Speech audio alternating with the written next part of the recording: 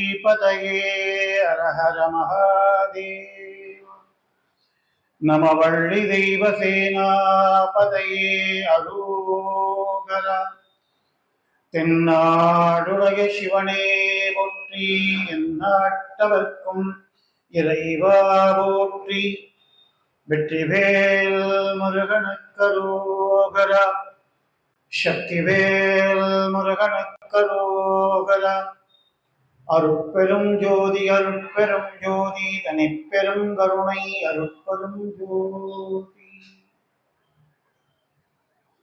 உலகெல்லாம் உணர்ந்து ஓதற்கரியவன் நிலவுலாவிய நீர்மலி வேணியன் அழகில் சோதியம் அம்பலத்துள் ஆடுவான் மலர் சிலம்படி வாழ்த்தி வணங்குவோம். மெய்யன்பர்களே,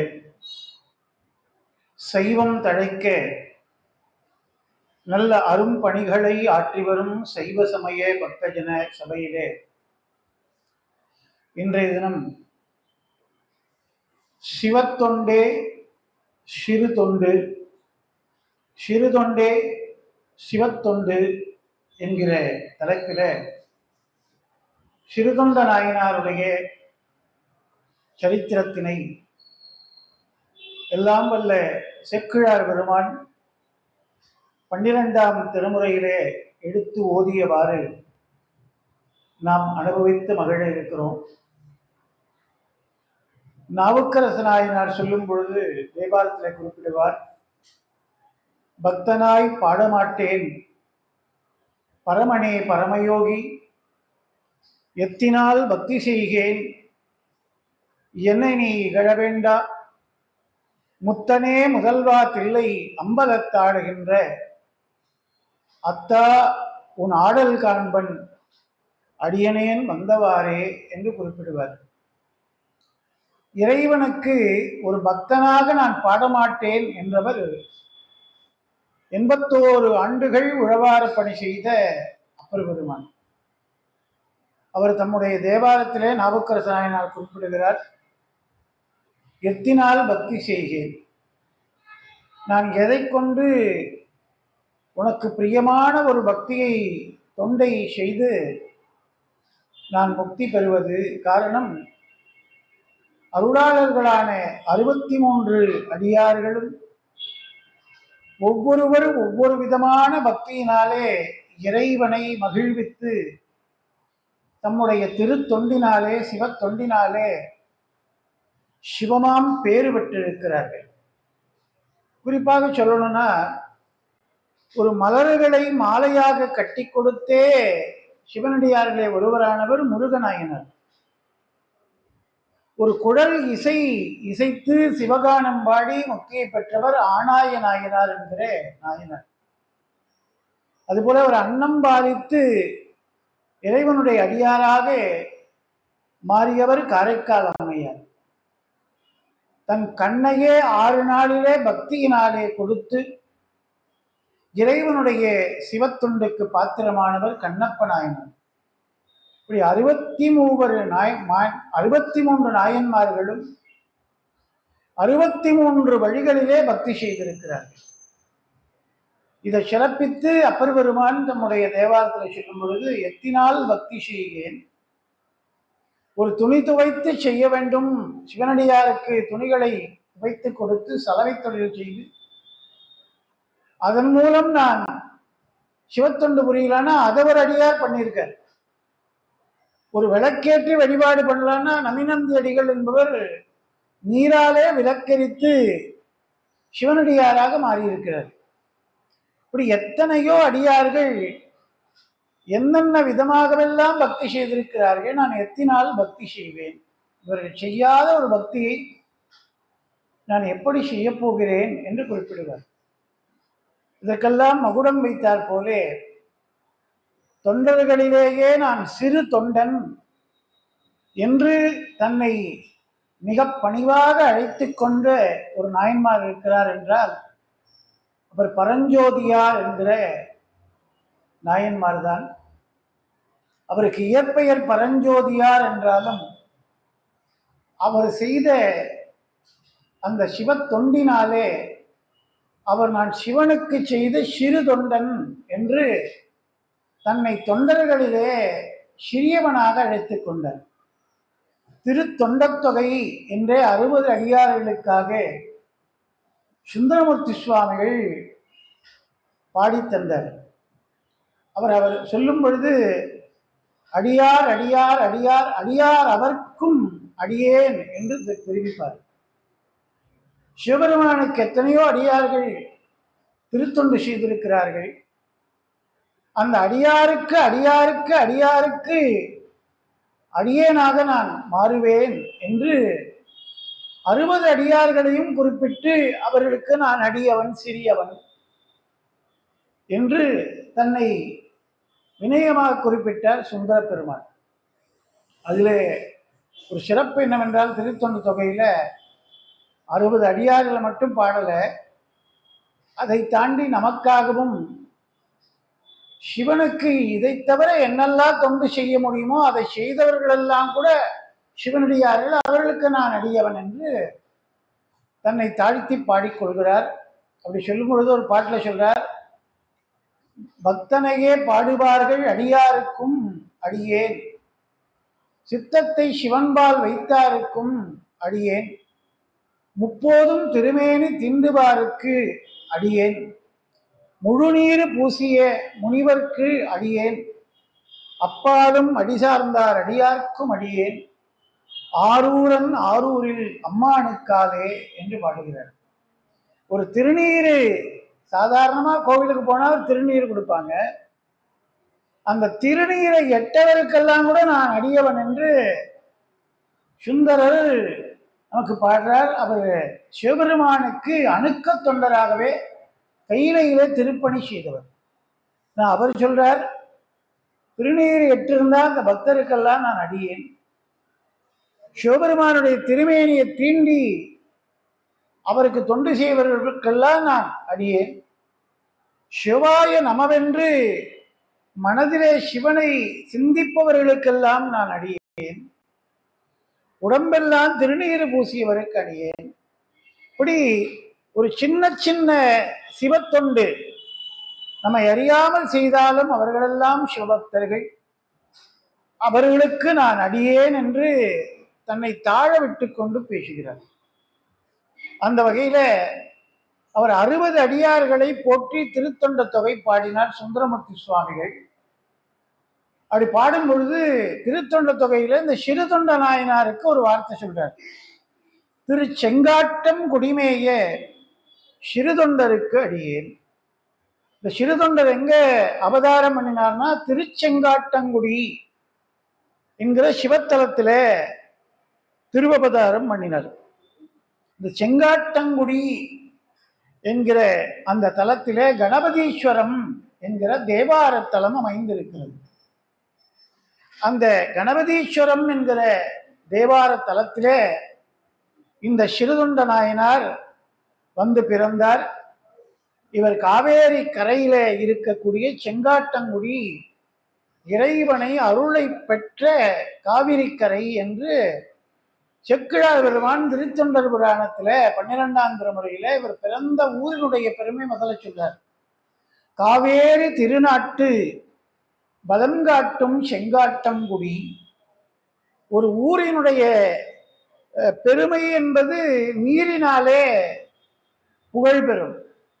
நீர்வளம், நிலவளம், தானிய வளம் என்று 3 வளங்களை சொல்வார்கள். எந்த ஊர்ல எந்த பகுதியில் இந்த 3 வளங்கள் நிறைந்திருக்கிறதோ அது வளமையான பதி. அது மாதிரி தாயுமானவர் சொல்றார், தேவார தலங்கள் 274 தலங்கள் நம்முடைய அருளாளருடைய தேவாரங்களினாலே சிறப்பிக்கப்பட்ட சிவாலயங்கள். அந்த 274 தலங்களுக்கு ஏன் அந்த பெருமை அப்படின்னா அருளாளர் பாடியதால் மட்டுமில்லை, தாயுமானவர் அற்புதமா ஒரு பாடல்ல சொல்றார், மூர்த்தி தலம் தீர்த்தம் முறையாய் பகிர்ந்தோருக்கு வார்த்தை சொல்ல சத்குருவாய்க்கும் பராபரமே. ஒரு சிவாலயம் புகழ் பெறுகிறது என்றால் அதனுடைய புகழுக்கு 3 சிறப்பு காரணங்கள் இருக்கணும் என்று தாயுமானவர் சொல்றார். அது என்ன சிறப்பு காரணம்னா, ஒன்று மூர்த்தி, அங்க இருக்கக்கூடிய மூர்த்தி வந்து வரம் தருபவராக, இதற்கு முன்பாக யாராவது ஒரு இடத்துல வரம் பெற்ற வரலாறு உடைய மூர்த்தியாக இருக்கணும், அது மூர்த்தி. அடுத்து தலம், அந்த தலத்துக்குன்னு ஒரு சிறப்பு இருக்கணும். இந்த தலத்தில் இந்த அருளாளர் பிறந்திருக்கிறார். திருவொற்றியூர் சொல்லும் பொழுது பட்டினத்தார் பிறந்தபதி சொல்றோம். திருவொற்றியூர் சொல்லும்போது திருவொற்றியூர் சொல்லும்போது பட்டினத்தார் பிறந்தபடி, திருவான்மையூர் சொல்லும்போது பாம்பன் சுவாமிகள் அங்கே நிர்விகல்ப சமாதி அடைந்தபதி. இப்படி அருளாளர்களுடைய தொடர்புடைய கஷேத்திர விசேஷம் தலம். அதுக்கடுத்து மூர்த்தி, தலம், தீர்த்தம், ஜல விசேஷம், நீர் நிறைந்திருக்க வேண்டும். அப்படி இந்த செங்காட்டங்குடி எப்படி இருக்குன்னார், காவேரி திருநாட்டு வளம் காட்டும் செங்காட்டங்குடி, காவிரியினாலே சூழப்பட்ட வளமையான வளம் காட்டும் செங்காட்டங்குடி, வளமையான ஊர். அங்க போய் ஒருத்தர் கெட்டு போனார் அப்படின்னு சரித்திரம் இதுவரை கிடையாது. அவ்வளவு வளம் மிக்க ஊர். இதுல இருந்து என்ன தெரியுதுன்னா, எதுக்காக நம்ம இந்த புராணங்கள், இதிகாசங்கள், அப்புறம் திருத்தொண்டர் புராணங்கள் இதெல்லாம் ஏன் படிக்கணும் அப்படின்னா, நம்முடைய பாரதத்தினுடைய பெருமை, நம்ம இந்து தர்மத்தினுடைய பெருமை, நம் முன்னோர்கள் நமக்காக கொடுத்து விட்ட போன பண்பாடு, அந்த கலாச்சாரம், நம்முடைய ஆன்மீக வளம், இதெல்லாம் பின் சந்ததியினர் தெரிந்து கொள்வதற்குத்தான் இதையெல்லாம் வரலாறாக எழுதி வைத்து விட்டு சென்றிருக்கிறார். அப்போ ஒரு ஊர் எப்படி இருந்திருக்குன்னா, வளம் பெறும் ஊராக அங்க நீர்நிலைகள் நிறைந்திருக்கணும். அது மாதிரி காவேரி நிறைந்திருந்த நீர். காவிரி என்பதே சிவபெருமானுடைய தலையில இருந்த கங்கை, அவளுக்கு வானதின்னு பேரு, மகாநதின்னு பேரு. அந்த கங்கை சிவபெருமானுடைய சிரத்திலிருந்து பகீரதன் வேண்ட தன்னுடைய மூதாதையர்கள் எல்லாம் 60,000 பேர் அவருடைய மூதாதையர்கள், பகீரதனுடைய மூதாதையர்கள் கபிலருடைய சாபத்தினாலே சாம்பலாக போனார்கள். அவர்கள் நற்கதி பெற வேண்டும் என்று சிவனாரை நோக்கி தவம் இருந்து கங்கையை பூமிக்கு கொண்டு வந்தார். அந்த கங்கைய அகத்தியர் வந்து கமண்டலத்துல அடக்கி வச்சுட்டார். உடனே இந்த கங்கையை பூமியில விரிக்க வேண்டும் என்று விநாயக பெருமான் தான் இறங்கி வந்து அந்த அகத்தியருடைய குண்டிகை என்கிற கமண்டலத்திலே இந்த தீர்த்தத்தை ஒரு காகத்தின் வடிவிலே வந்து அதை கவிழ்த்து விட்டு நீரை ஓட விட்டார். கா என்றால் காகம், விரித்தல் என்றால் மண்ணிலே அதை ஓட விட்டது பரவலாக. ஆக கா விரித்ததுனால அதுக்கு காவேரி அப்படின்னு பேர். இந்த காவேரி வந்து பொன்னும் மணியும் நிரம்ப கொண்டு வந்து அலைகளினாலே சேர்ப்பதனால பொன்னி நதி பேர். இப்படியெல்லாம் ஒரு பெரிய தீர்த்தங்கள்ல வரலாறு மிக்கது, தெய்வ சம்பந்தமுடைய, தெய்வ சாநித்தியம் உடையது காவேரி. அந்த காவேரி தீர்த்தக்கரையில எந்த கணபதி காவிரி கொண்டு வந்தாரோ அந்த கணபதியினுடைய பெயரால விளங்கக்கூடிய தேவாரத்தலம் கணபதீஸ்வரம் என்கிற திருச்செங்காட்டங்குடி. அந்த குடியில இந்த சிறுதொண்டர் பிறக்கிறார். கூடியவரெல்லாம் கிராமங்கள்ல இன்னைக்கு உண்டு.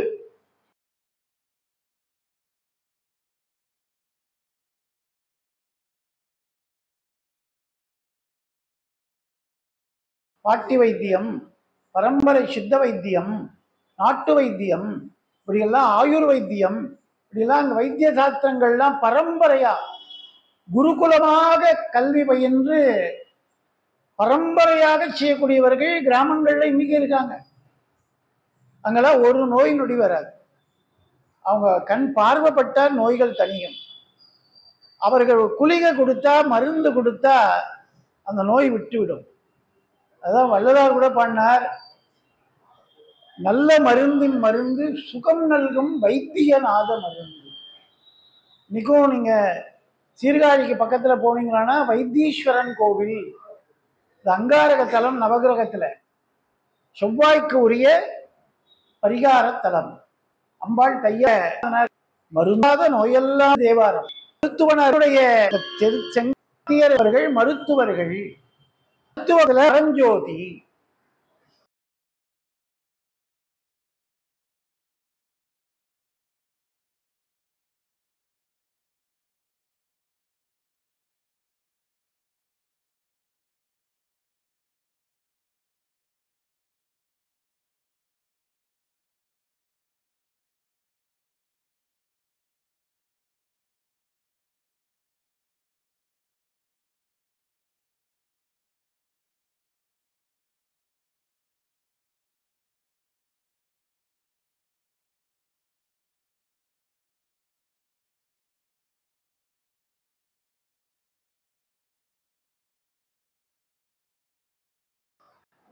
வள்ளலார் சொல்றார், ஜோதி ஜோதி ஜோதி சுயம், ஜோதி ஜோதி ஜோதி பரம், ஜோதி ஜோதி ஜோதி சிவம் என்று 3 ஜோதி குறிப்பிடுவார். சிவபெருமானுக்கு 3 ஜோதிகள் உண்டு. அவருடைய இடது கண் சந்திரன், வலது கண் சூரியன், ஊர்த்வ நேத்திரமான நெற்றிக்கண் நெருப்பு என்கிற அக்னி. சமீபத்தில் அண்ணாமலை ஜோதி நான் பார்த்தோம். அந்த ஜோதி வழிபாடு தான் வள்ளலார் பண்றார். அதுல அந்த 3 ஜோதியை சொல்றார். ஜோதி ஜோதி ஜோதி சுயம். முதல்ல சுயம் ஜோதி. சுயம் ஜோதி யாருன்னா நாம தான். ஒவ்வொருத்தரும் இந்த பூமியில பிறந்திருக்க ஒவ்வொரு உயிரும் சுயம் ஜோதி. சுயமா அந்த ஜோதி நமக்குள்ள இருக்கு ஹிருதயத்துல. அப்பதான் ஆடல் வல்லார். இதுக்கு அநாகதம்னு பேர். இந்த இடத்துல 6 ஆதாரங்கள்ல ஹிருதயத்துக்கு அநாகதம் அப்படின்னு பேர். ஆகதம்னா ஒருத்தர் கீ கொடுத்து மணி அடிச்சா அதுக்கு ஆகதம்னு பேரு. ஆனா அது மாதிரி ஒருத்தர் இயக்காம தானாவே ஆடிட்டே இருக்குன்னா அது அநாகதம்னு பேரு. எப்படி சுத்தம் அசுத்தம் மாதிரி ஆகதம் அநாகதம். ஆகதம்னா ஒருத்தர் இயக்கணும், அநாகதம்னா இயக்குவாரே இல்லாம தானே தன்னை இயக்கிக் கொள்வது அநாகதம். தானே முளைத்தான் கான் அப்படின்லாம் தேவாரம் பாடுறது. அப்படி இந்த கிருதயம் பாருங்க, யார் தினம் கீ கொடுக்குறாருக்கு? நாம தூங்கிடுறோம், நாம சோம்பேறியா உட்கார்ந்துருக்கோம், வேலை செய்யாம உட்கார்ந்துருக்கோம், என்ன எதுவுமே செய்யாம உட்கார்ந்துருக்கிறது நாம செய்வோம். ஆனா அது கொஞ்ச நேரம் ரெஸ்ட் எடுக்கிறதா? நாம ஒரு வேலை செஞ்சுட்டு 1 மணி நேரம் ரெஸ்ட் எடுக்கிறோம். போதும், முடிஞ்சது, இப்ப வேலை பண்ணது, கொஞ்சம் ரெஸ்ட் எடுப்போம். அப்படி ஹிருதயம் ரெஸ்ட் எடுத்தா என்ன ஆகுது? ஒரு செகண்ட் கூட ரெஸ்ட் எடுக்கிறது இல்லை. நம்முடைய உயிர் போன பிறகு கூட 2 நிமிஷம் இதயம் துடிச்சுட்டு இருக்கோன்னு இன்னைக்கு அறிவியல் பூர்வமாக கண்டுபிடிச்சிருக்காங்க. இப்ப செத்த பிறகு கூட இதயம் ஓட்டத்தை நிறுத்த நேரம் பிடிக்கிறது. அவ்வளவு ஓட்டம், அது ஓடிக்கிட்டே இருக்கு, நிக்கிறதே இல்லை இல்லையா? அது மாதிரி. அதனால இதுக்கு அநாகதம்னு பேரு. அப்படி இறைவன் சுயம் ஜோதி அப்படின்னா நாம தான். நம்ம உடம்புல இருக்கிற ஹிருதயத்துல ஆடல் வல்லான் எப்பவுமே இருக்கான். அவன் ஆடிண்டே இருக்கான், நாம ஆடிட்டு இருக்கோம். அவன் ஆட்டத்தை நிறுத்தினா நாம அடங்கி போயிடுவோம்.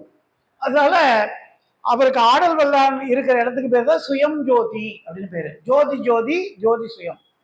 அடுத்து ஜோதி ஜோதி ஜோதி பரம். இன்னொரு ஜோதி இருக்கு. இந்த உள்ளுக்குள்ள இருக்கிற ஜோதிக்கு அண்ட ஜோதின்னு, பிண்ட ஜோதின்னு பேரு. இது ஒரு பிண்டம்.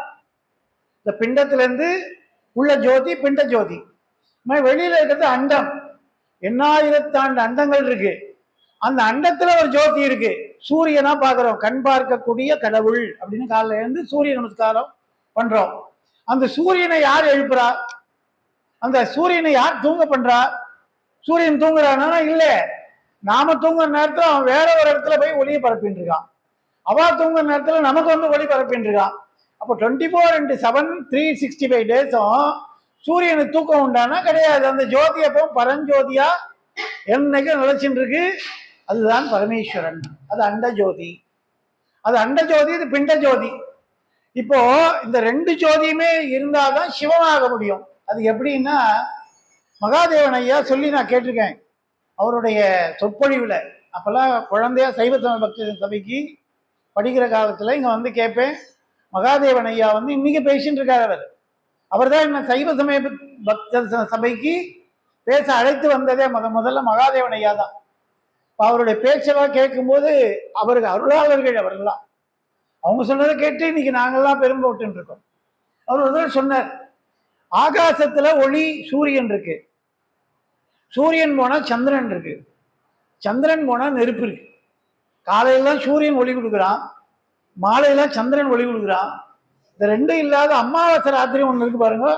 அப்போ நெருப்பந்தத்தை ஏற்றி வச்சு கிராமத்துல விளக்கேற்றி வச்சு பொழுத கழிச்சிருவோம். அப்ப நெருப்பு. இந்த 3 ஒளி அண்டத்துல கொடுக்கறது. இப்ப பிண்டத்துல கண்ணு ஒளின்னு ஒண்ணு இருக்கு.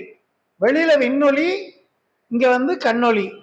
இப்ப அண்டத்துல ஒளி இருக்கு, ஆனா நம்ம பிண்டத்துல கண்ணொளி இல்லை. கண்ணு குருடு, 2 கண்ணும் குருடுனா எதையாவது பார்க்க முடியுமா அந்த உலகத்துலன்னா ஒரு பொருளையும் பார்க்க முடியாது. ஏன் பார்க்க முடியாது? ஏன்னா எனக்கு கண் இல்லை. ஆனா உலகமெல்லாம் ஒளி இருக்கு. உலகமெல்லாம் ஒளி இருந்தாலும் எனக்கு உள்ளொளி இல்லைன்னா ஒரு பொருளையும் பார்க்க முடியாது. சரி, எனக்கு நல்லா கண்ணு பளிச்சுன்னு இருக்கு, கண்ணாடியே போட வேணாம். ஆனா உலகத்துல அமாவாசை இருட்டா இருக்கு, தீப்பந்தம் இல்லை, வெளிச்சம் இல்லை, கரண்ட் கட் ஆயிடுச்சுன்னா எதையாவது பார்க்க முடியும். ஒண்ணுதான் கண்ணு நன்னா தெரியுது அப்படின்னா பார்க்க முடியுமான்னா பார்க்க முடியாது. ஏன்னா புற ஒளி இல்லை. கண்ணுல ஒளி இருக்கு, விண்ணுல ஒளி இல்லை. அப்ப ரெண்டுமே இருந்தாதான் சிவத்தை பார்க்க முடியும். அப்ப ரெண்டுமே முக்கியம். அண்ட ஜோதி முக்கியம், பிண்ட ஜோதி முக்கியம். அதுதான் அருணாச்சல ஜோதின்னு, அகார உகார மகாரமான அருணாச்சல ஜோதின்னு கார்த்திகை மாசத்துல நாம தீப ஜோதியா ஏற்றுகிறோம். அந்த வழிபாடுதான், தத்துவ வழிபாடுதான் அண்ணாமலையார் தீப தரிசனம் நம்ம கொடுக்கிறார். இந்த ஆத்ம ஜோதி அகர ஜோதியாய் இருக்கிற அந்த அண்ட ஜோதியான நெருப்பிலே இந்த ஒளி கலந்து குண்டிலிட்ட விளக்காக இந்த உலகத்துக்கு ஒளியை தர வேண்டும். அப்படின்னா சுயம் பிரகாசனான நீ சிவப்பிரகாசமாக மாற வேண்டும். அதான் வள்ளலார் காட்டி கொடுத்தார் ஜோதி வழிபாடு இல்லையா? அப்ப இவர் பறக்கும் போதே எப்படி பிறந்திருக்கார்? இவர் பேரு பரஞ்சோதியார். பரத்திலே இருக்கிற சிவ ஜோதியே சிறுதொண்ட நாயனாராக பிறந்திருக்கிறார் அப்படின்னு நம்ம எடுத்துக்கணும். இப்போ இவர் எப்படி இருக்காருன்னா 3661 பாடல்ல இந்த பரஞ்சோதியாருடைய பண்பை பற்றி சேக்கிழார் 12ஆம் திருமுறையில திருத்தொண்ட புராணத்துல ஒரு பாடல்ல சொல்றார். நிலவிய அத்திருப்பதியில் நெடுஞ்சடையான் நெற்றடைவால் உலகில் வளர் உயிர்க்கெல்லாம் உயர்காவர் தொழில் பூண்டு மலர் புகழ் மாமாத்திரதம் குலம் பெருக வந்துள்ளார் பலர் புகழும் திருநாமம் பரம் ஜோதியார் என்பார். எப்படி வந்திருக்காருன்னா, அவர் பிறந்திருக்கக்கூடிய ஊர் திருச்செங்காட்டங்குடி என்கிற கணபதீஸ்வரம். 274 தேவார தலங்கள்ல ஒன்னது. காவேரி வலம்பொழிக்கும் நாடு. அங்க மாமாத்தியர் குலம் என்கிற மருத்துவர்கள், ஆயுர்வேத மருத்துவம் செய்யக்கூடிய மருத்துவர் குலத்துல இந்த சிறுதொண்ட நாயனார் பிறந்திருக்காரு. இவருக்கு இயற்பெயரா அமைந்தது பரஞ்சோதியார். பரஞ்சோதியார் என்பார். இவர் ஆயுர்வேதம்ன்ற மருத்துவம் மட்டும் கத்துக்கலங்க, வடநூல்கள் சமஸ்கிருத நூல்கள் நிறைய படிச்சிருக்காரு. அந்த கலைகள்லாம் கற்றிருக்காரு. அது போல படைக்கலன்கள், ராஜாக்கு படைக்கலங்கள்லாம் செலுத்தக்கூடிய அந்த தொழிலையும் சிறப்பாக செய்திருக்கிறார். அதுபோல யானை ஏற்றம், குதிரை ஏற்றம், ஒரு யானை வழி நடத்துற கூடிய மாவுத்தனா இருக்கக்கூடிய அந்த தொழில், குதிரை செலுத்தக்கூடிய குதிரை சேவகன், இதெல்லாம் இவர் கற்று தேர்ந்திருக்கார். இத்தனை பாண்டித்யம் நிறைந்தவர் இந்த பரஞ்சோதியார். ஆனாலும் சிவனடியார்களுக்கு ஒரு நாள் அன்னம் பாலிகாம சாப்பிட மாட்டார். நம்ம பிறப்பு கொடுத்ததே இறைவன் சிவனுக்கு என்றுதான் கொடுத்திருக்காரு. அருணகிரியார் கந்தர் அனுபூதியின் 51 பாடல் கிளி ரூபத்துல திருவண்ணாமலை கோபுரத்துல உட்கார்ந்து, அந்த கிளி கோபுரத்துல உட்கார்ந்து பாடினாருங்க. அதுல ஒரு பாட்டுல சொல்றாரு, யாமோதிய கல்வியும் எம்மறிவும் தாமே பெறவேலவர் தந்தனால் பூமேல் மயல் தீர அறவை புணர்வீர் நாமேல் நடவீர் நடவீரினியேனர். நான் படிச்ச படிப்பு, யாமோதிய கல்வி எம் அறிவு, நான் படிச்ச படிப்பும் என்னுடைய புத்தியும் நான் எடுத்துன்னு வரலைங்க பறக்கும்போது, தாமே பெற வேலவர் தந்ததனால் முருகன் எனக்கு கொடுத்தது. அதை கடனா கொடுத்துருக்காரு முருகன். நல்ல புத்தியும் நல்ல படிப்பும் முருகன் கொடுத்துருக்காரு. இன்னைக்கு நல்ல குழந்தைகள் நல்லா படிக்கணும்னா முருகனை வழிபடணும், முருகனுக்கு விளக்கு போடணும். ஏன்னா இந்த இடம் இருக்கு பாருங்க, இதுதான் ஞாபக சக்தி ஸ்தானம். அதாவது நினைவாற்றல் பெருகக்கூடிய இடம் எதுன்னா இந்த 2 புருவங்களுக்கு நடுவில் இருக்கிற புருவ மத்தி. இந்த இடத்துக்கு என்ன பேருன்னா சுப்பிரமணியோகம்னு பேரு. இதைத்தான் வள்ளலார் நம்ம கந்தகோட்டத்துல பாடும்போது சண்முக துய்யமணி உன்முக செய்வமணி சண்முக தெய்வமணியேன்னு பண்ணார். நம்ம நினைவாற்றலை தேக்கி வைக்கிற இடம் தாங்க இந்த இடம். அதனாலதான் இந்த இடத்துல எப்பவுமே ஒரு திலகம் வைக்காம இருக்கவே கூடாது. ஒரு திருநீரோ குங்குமமோ சந்தனமோ அவரவர் குலவழக்கப்படி இந்த பாழும் நெற்றியா விடக்கூடாது. ஏன்னா அது முருகன் அமர்ந்திருக்கிற தானமா ஒரு ஞான பண்டிதன். அப்பனுக்கே உபதேசம் பண்ண தகப்பன் சுவாமி திருவேரகத்துல சுவாமி மலையில சுவாமி 4ஆம் படை வீட்டுல அப்பாவுக்கே ஞானத்தை சொன்னவர். ஞான சரஸ்வதியை நாக்குல வச்சிருக்கிற பிரம்மாக்கே ஞானத்தை சொன்னவர். அப்ப ஞான ஸ்கந்தன் சுவாமிநாதன் ஞான பண்டிதன் அப்படின்னா முருகன் தான். இப்ப ஞான தாத்தாவன் சிவன் தான் ஞானத்துக்கு அதிபதினா அவருக்கே பாடம் சொல்லி கொடுத்த பேராசிரியர். இப்ப அவரை ஒரு குழந்தை பக்தியால ஆராதனை பண்ணினால் பாடினால் அப்போ அந்த குழந்தை பெரிய பண்டிதனா வரலாம்.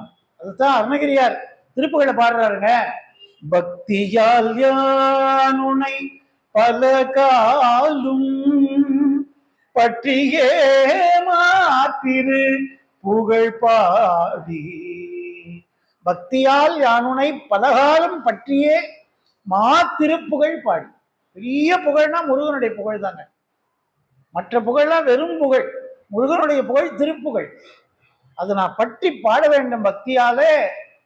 அப்போ நான் பெரிய பண்டிதன் ஆகலான்னு நமக்கு வழிகாட்டுக. இவர் என்ன பண்ணார்? சிவன் பரஞ்சோதியார் சிவநாமத்திலே தோன்றினவர். சிவன் தந்த செல்வம் என்று சிவனடியாருக்கு ஆக்கினார். அவர் பாட்டுல சொல்றார், பிறக்கும் போது கொண்டு வந்தது ஏதும் இல்லை. அம்மா வயிற்றுலேருந்து பிறக்கிற குழந்தை 4 தங்க பிஸ்கட் எடுத்துன்னு வந்தது சார் என் குழந்தை. இல்லை ஐயப்பன் மாதிரி கழுத்துல மணி கட்டின்னு மணிகண்டனா பிறந்தது சார். இல்லை மகாபாரத கர்ணன் மாதிரி கவச குண்டலத்தோட பிறந்தது சார்னு யாராவது தன் குழந்தை இந்த மாதிரி வந்தான்னு சொல்ல முடியுமா? வெறும் பெற்றோடு ஒவ்வொரு குழந்தையும் பிறக்கிறது. நாமளும் பிறக்கிறோம், நம்ம குழந்தையும் பிறக்கிறோம். அப்போ பிறக்கும் போது கொண்டு வந்தது ஏதும் இல்லை. ஏதாவது கொண்டு வந்து நம்ம வரும்போது சரி போகும்போதா மூட்டை கட்டி எடுத்துன்னு போனேன் சார். எங்க அப்பா போனார், அவர் 1 கோடி ரூபாய் கையில எடுத்துன்னு போயிருக்கார் சார். வானவீதிக்கு 28 சவரன் எங்க அம்மா எடுத்துன்னு போயிருக்காங்க சார். யாராவது சொல்ல முடியுமா? கொண்டு போவது பிறந்து மண் மீது போகும்போது கொண்டு போவது ஏதும் இல்லை. பிறக்கும் போது கொண்டு வரல, போகும்போது கொண்டு போக போறது இல்லை. அப்ப இருக்கும் இடையே தந்த செல்வம். பிறக்கும் போது வரல, போகும்போது போகல. இடையில இருக்கிற செல்வம் நீ சம்பாதிச்சியா? யார் கொடுத்தா? சிவன் தந்தது. இந்த பட்டந்தா சொல்ல, இருக்கும் இடையே வந்த செல்வம் எல்லாம் சிவன் தந்ததென்று கொடுக்கல் அறியாத குலாமருக்கு என் செய்வேன் கட்சி ஏகம். இது சிவன் கொடுத்த செல்வத்தை நீ கொடுக்கறதுக்கு யோசிக்கிறியே, உனக்கு கொடுத்ததே சிவன் தான்டா.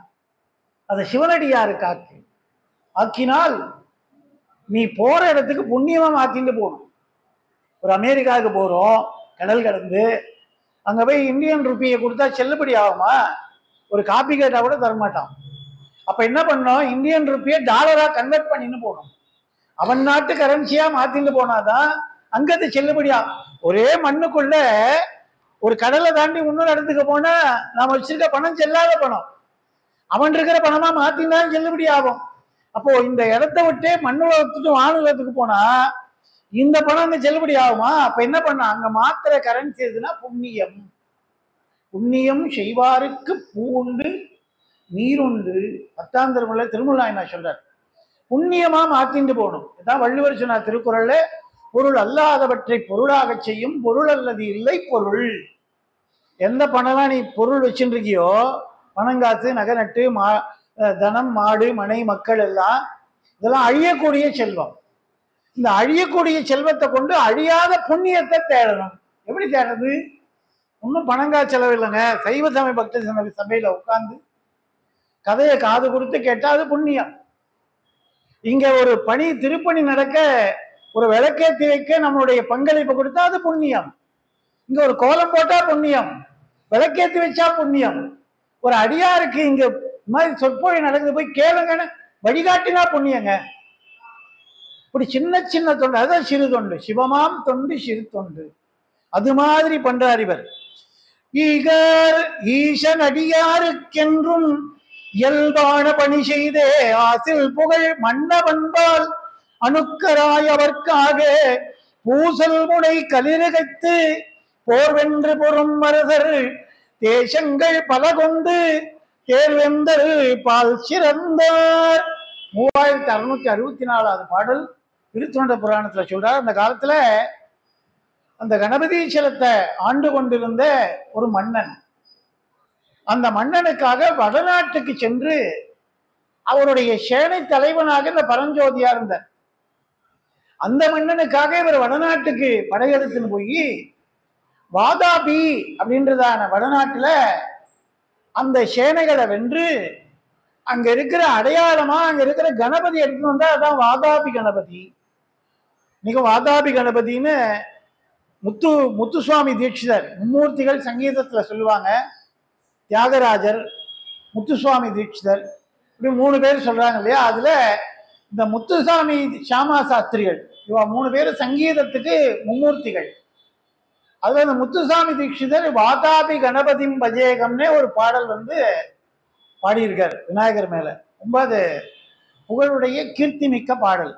இந்த வாதாபி கணபதி எங்கேருந்து வந்தாருன்னா வடநாட்டில இருந்து இந்த பரஞ்சோதியாருங்கிற சிறுதொண்ட நாயனார் அங்க இருக்கிற சிற்றரசனை வென்று தன் மன்னனுக்காக சேனாதிபதியா போய் கொண்டு வந்தார். எப்பவுமே ஒரு நாட்டு அரசன் இன்னொரு நாட்டு மேல சண்டைக்கு போனா அங்க இருக்கிற சிறந்த பொருளை தன் வெற்றி சின்னமா கொண்டு வந்துருவான். அது மாதிரி எடுத்துட்டு வந்ததா வாதாபி கணபதி கணபதீஸ்வரத்துல திருச்செங்காட்டங்குடியில கொண்டு வந்து நிறுவினார். அப்போ மன்னன் இவருடைய பெருமையை கேட்டு, ஆஹா, குதிரைகள் யானைகள்லாம் பூட்டி கொண்டு போய் எனக்காக சேனாதிபதியா போய் இந்த மாதிரி வாதாபி கணபதியை கொண்டு வந்திருக்கியே அப்படின்னு கேட்கும்போது அவ அருந்தவாள்லாம் சொல்றாள், இது எப்படி உனக்கு சாத்தியமாச்சுன்னா அவர் சொன்னார், இது நான் பண்ணலை மன்னா, நான் வணங்கக்கூடிய ஈசன் இருக்கானே, அவனை வணங்கக்கூடிய அடியார்கள் இருக்காங்களே, அவர்களுக்கு நான் ஒரு சிறு தொண்டு பண்ணேன். இறைவன் ஈசனை வணங்கக்கூடிய அடியாருக்கு அவர்கள் பாதங்களை நான் வணங்கினேன். ஈசனை வணங்கினேன்னு சொல்ல, ஈசன் அடியார்கள் பாதங்களை வணங்கினேன். அந்த புண்ணியம் எனக்கு இந்த ஒரு சிறப்பை கொடுத்ததுன்னா உடனே மன்னன் மிரண்டு போயிட்டான். ஒரு சிவன் அடியாருக்கு தொண்டு பண்ணா ஒரு நாட்டையே வெல்லக்கூடிய சக்தி கிடைக்குதுன்னா சிவனுக்கே தொண்டு பண்ணா எப்படிப்பட்ட சக்தி கிடைக்கும்? உடனே பார்த்தா, ஐயா, நீர் முற்றும் துறந்த துறவி என்பது தெரியாம உம்மை போய் கொலைக்களத்துல கொண்டு போய் இறக்கி விட்டு வேலை கையில கொடுத்து கத்திய கையில கொடுத்து 4 உயிரை காவு வாங்கி எனக்கு ஒரு வாதாபி கணபதி வெற்றி சின்னத்தை கொண்டு வர பணித்து விட்டேனே, என் ஈசன் என்ன பண்ணுவான்? ஏன்னா பஞ்சமா பாதகங்கள் 5 சொல்லிருக்கு. ஒருவன் எந்த காலத்துல எத்தனை சோதனையிலையும் எத்தனை இந்த நிலையிலையும் இந்த 5 காரியத்தை பண்ணக்கூடாது. அது பாபங்கள்லயே பெரும் பாபம் இந்த 5. அது எதுனா கொலை, களவு, கல், காமம், சூது. இது 5 பஞ்சமா பாதகம்னு வள்ளுவர் சொல்றார். கொலை, எந்த உயிரையும் கொல்லக்கூடாதுங்க. வள்ளுவர் சொல்றார், 6 உயிர்க்கெல்லாம் நான் அன்பு செயல் வேண்டும். ஒரு பயிர் வாடி போனா முகம் வாடி போயிடுவார் வள்ளுவர். வாடிய பயிரை கண்டபோதெல்லாம் வாடி. அதுதான் அவர் அருட்பிரகாச வள்ளலாரா இருக்க. அவர் கருணை, அருட்பெரும் ஜோதி தனிப்பெரும் கருணை அப்படின்றார். பெரும் கருணை அப்படின்னா அருட்பெருஞ்சோதியில கலந்தவர்களால தான். அப்படி எல்லா உயிருக்கும் அன்பு செயல். எப்பாரும் எங்கனமும் அப்பா நான் வேண்டுதல் கேட்டு அருள் புரிதல் வேண்டும், ஆறுயிர்க்கெல்லாம் நான் அன்பு செயல் வேண்டும்னு பாடினார். எல்லா உயிருக்கும் ஜீவராசிக்கு அன்பு செயல். அது மாதிரி ஒரு நிலை, அதுதான் சிவமாம் தன்மை. சிவனடியாருக்கு முதல் லட்சணமே எந்த உயிருக்கும் ஒரு ஊறு செய்யணும்னு நினைக்கவே கூடாதுங்க. இம்சாயாம் அகம் இந்து என்கிறது. நிறைய பேர் இந்து இந்துன்ற இந்துனா என்ன? சில பேர் சொன்னா சிந்து சமவெளியிலே வந்தவன சிந்து சிந்து சொல்லி இந்துன்னு சொல்லிட்டாங்க. அது கிடையாதுங்க. சமஸ்கிருதத்துல கரெக்டா சொல்லியிருக்காங்க, எந்த உயிரை இம்சிக்காதவன் தான் இந்து. பிற உயிர்களை தன்னுடைய ஊன் பெருக்கத்துக்காக யார் கொன்று புஷிக்கிறானோ, அடுத்த உயிரை கொன்று தன் ஊன் பெருக்கத்துக்காக புஷிக்கிறான் பாருங்க. அதனாலதான் புலால் மறுத்தல்னு வள்ளலாரும் பாடியிருக்கார் ஜீவகாருண்யத்தை, திருவள்ளுவர் நாயனாரும் பாடியிருக்காரு. அதாவது அவர் நாயனார் குறிப்பிடுறோம். ஏன்னா திருவள்ளுவர் புலால் மறுத்தல்னே ஒரு அதிகாரம் பாடு. 1000 அவிசொரிந்து வேட்டலில் நன்றே ஓர் உயிர் செகுத்து உண்ணாமை நன்று. 1000 அவிசொரிந்து வேட்டலின் நன்றே. நீ 1000 கூட நெய்ய விட்டு யாகம் பண்றதை காட்டிலும் ஒரு உயிரை கொன்று புசிக்காமல் இரு, அது 1000 யாகம் பண்ணதுக்கு சமம். அப்படி ஒரு ஜீவகாருண்யம் சொன்னவர் திருவள்ளுவர், வள்ளலார். அதைத்தான் சொல்றார், உற்ற நோய் நொற்றல் உயிருக்கு உருகன் செய்யாமை அற்றே தவத்திற்கு உழு. வள்ளுவர் குரல் நீங்க படிச்சாலே இந்து தர்ம சாஸ்திர நூல்கள்லாம் படிச்சதுக்கு ஒப்புங்க. 1330 குரல் படிச்சீங்கன்னா சகல சாஸ்திர ஞானம் உங்களுக்கு வந்துடும். அப்படியே திருக்குறளை சொல்றார். அவர் இந்துன்ற வார்த்தைக்கு ஒரு குரலை எழுதியிருக்காருங்க. உற்ற நோய் நொற்றல் உயிருக்கு உருகன் செய்யாமை அற்றே தவத்திற்கு உரு. இந்துனா ஒரு தவ வாழ்க்கையில் இருக்கிறவன் தாங்க இந்து. இந்த தவம்னா என்ன தெரியுமா? காட்டுல போய் பொண்டாட்டி பிள்ளையெல்லாம் விட்டு கண்ண முடின்னு ஈசனை நினைச்சுன்னு அது தவம் இல்லை. உற்ற நோய் நோற்றல், தனக்கு என்ன கட்டம் வந்தாலும் இதுவும் நன்மைக்கு. தங்கத்தை புடம் போட போடதான் அதனுடைய தரம் உயரும். அப்ப எனக்கு கட்டம் கொடுக்கறதெல்லாம் என்னை மகிமைப்படுத்ததான் ஈசன் கொடுக்குறான்னு நினைக்கிறேங்க. உற்ற நோய் நோற்றல், என்ன கட்டம் வந்தாலும் இது இறைவன் தன்னை என்னை ஆட்படுத்துறதுக்கு தான் சோதிக்கிறான். எப்பவுமே எனக்கு ஒரு பொருள் சொந்தம்னா தான் நான் அதை போட்டு உடைக்க முடியும். இது எனக்கு சொந்தமான போனுங்க, நான் நினைச்சா கீழே போட்டு உடைக்கலாம். யார் கேள்வி கேட்க முடியும்? பைத்தியம் போல இருக்கு வேணா கிளம்பி போவான் பரிதாபப்பட்டுட்டு யார் ஆனாலும். ஆனா இது என் பொருள். ஆனா அடுத்த ஒரு பொருளை வாங்கி போட்டு உடைச்சேன்னா என்னை போட்டு 4 சாத்திட்டு போயிடுவான். இது வாங்கி தரியா இல்லையா அப்படின்னு. இல்லையா? அப்போ எனக்கு என்ன வந்தாலும் நான் சகித்துக்கணும். உற்ற நோய் நோற்றல், அந்த சகிப்புத்தன்மை தான் இந்துக்கு என்கிற சொல்லுக்கு முதல் பொருள். 2வது உயிருக்கு உருகன் செய்யாமை. எந்த ஒரு உயிருக்கும் நம்மால ஒரு தீங்கு வரக்கூடாதுங்க. சில பேர் கண்ணு பார்த்தாலே புது டிவி வாங்கி வச்சா புது டிவியான்னு அப்பவே பிக்சர் டிவி புஸ்குன்னு போயிடும். ஆன் பண்ணோம் டப்புன்னு போயிடும். அப்படியே அது கந்திருட்டின்னு பேரு. இல்லையா? இதெல்லாம் வள்ளலாரே பாடுகிறார். கண்ணேறு படுமன்றோ பன்னேறு மொழியடியார் பரவி வாழ்த்தும் என் பாதமலர் அழகினை பாவி பார்க்கில் கண்ணேறு படுமன்றோ கனவிலேலும் காட்டென்றால் காட்டுகில்லாயின்னு ஜீவசாட்சி மாலையில முருகனுக்காக பாடுறாங்க. வள்ளலார் சொல்றார், உன்னை பாடக்கூடிய திருவடி எத்தனை பேர் பாடுறான், அதை நான் பார்த்தேன்னா உன் திருவடிக்கு ஏதாவது திருஷ்டி வந்துருமோன்னு காட்ட மாட்டேன்றியோன்னு கேட்டார். அப்போ வள்ளலார் ஜீவகாருண்யம் பாடினவர், அகவல் பாடினவர். அவருக்கே கண்ணு கந்துருச்சுன்னா நம்மெல்லாம் எந்த மூளைக்குங்க? அது சொல்ல உயிருக்கு உருகன் செய்யாம, யாருக்கு கெடுதல் நினைக்க கூடாது. அப்படி யார் இருக்காரோ அவ எல்லாம் துறவிகள் தான். அது மாதிரி இருந்தாருங்க இவரு. அப்போ மன்னன் சொல்றான், பதறினா, ஆஹா பேர்பட்ட துறவியை போய் நான் கொலைக்களத்துக்கு அனுப்பிட்டேனே, நான் பாவம் பண்ணிட்டேன் அப்படின்னு இதுக்கு பிராய்ச்சித்தம் இல்லையான்னா. அப்போ சிறு தொண்டர் வினயமா சொல்றார், தர்மத்தின் பிரகாரம் ஒருத்தன் ஒண்ணு செய்தான்னா அதுவும் கொலையாகாது, அது தர்மமாகும் அப்படின்றார். உங்களுக்கு புரியும்படியா சொல்லணும்னா, தர்மங்கள்ல 2 இருக்குங்க. சாதாரண தர்மம்னு ஒண்ணு இருக்கு, விசேஷ தர்மம்னு ஒண்ணு இருக்கு.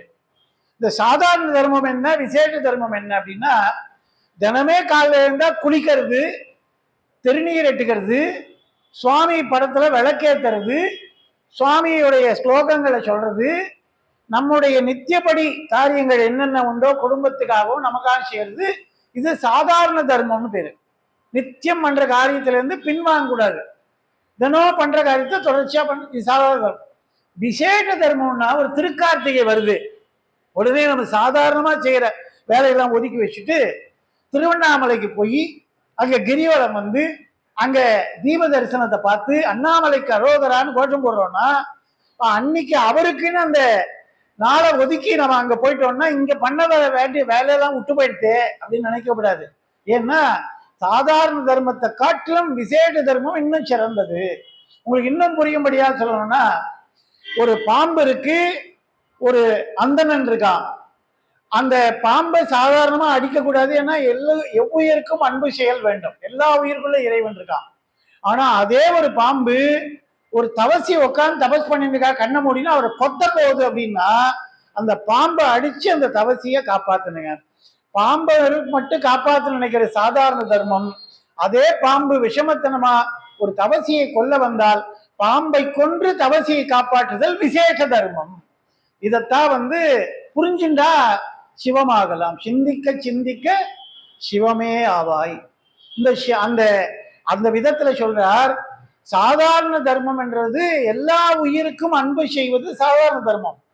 விசேஷ தர்மம் என்பது ஒரு நாட்டை பகையாலே வஞ்சிக்கலாம் என்று நினைப்பவனை தர்மத்தின் வழி அவன் நாட்டின் மீது படையெடுத்து அன்பினாலே அடங்காதவனை ஆயுதத்தினாலே அடக்கி அவனை ஆளுமையாக அந்த நாட்டை செவ்வழிப்படுத்துவது வேந்தற்கு இயல்பு.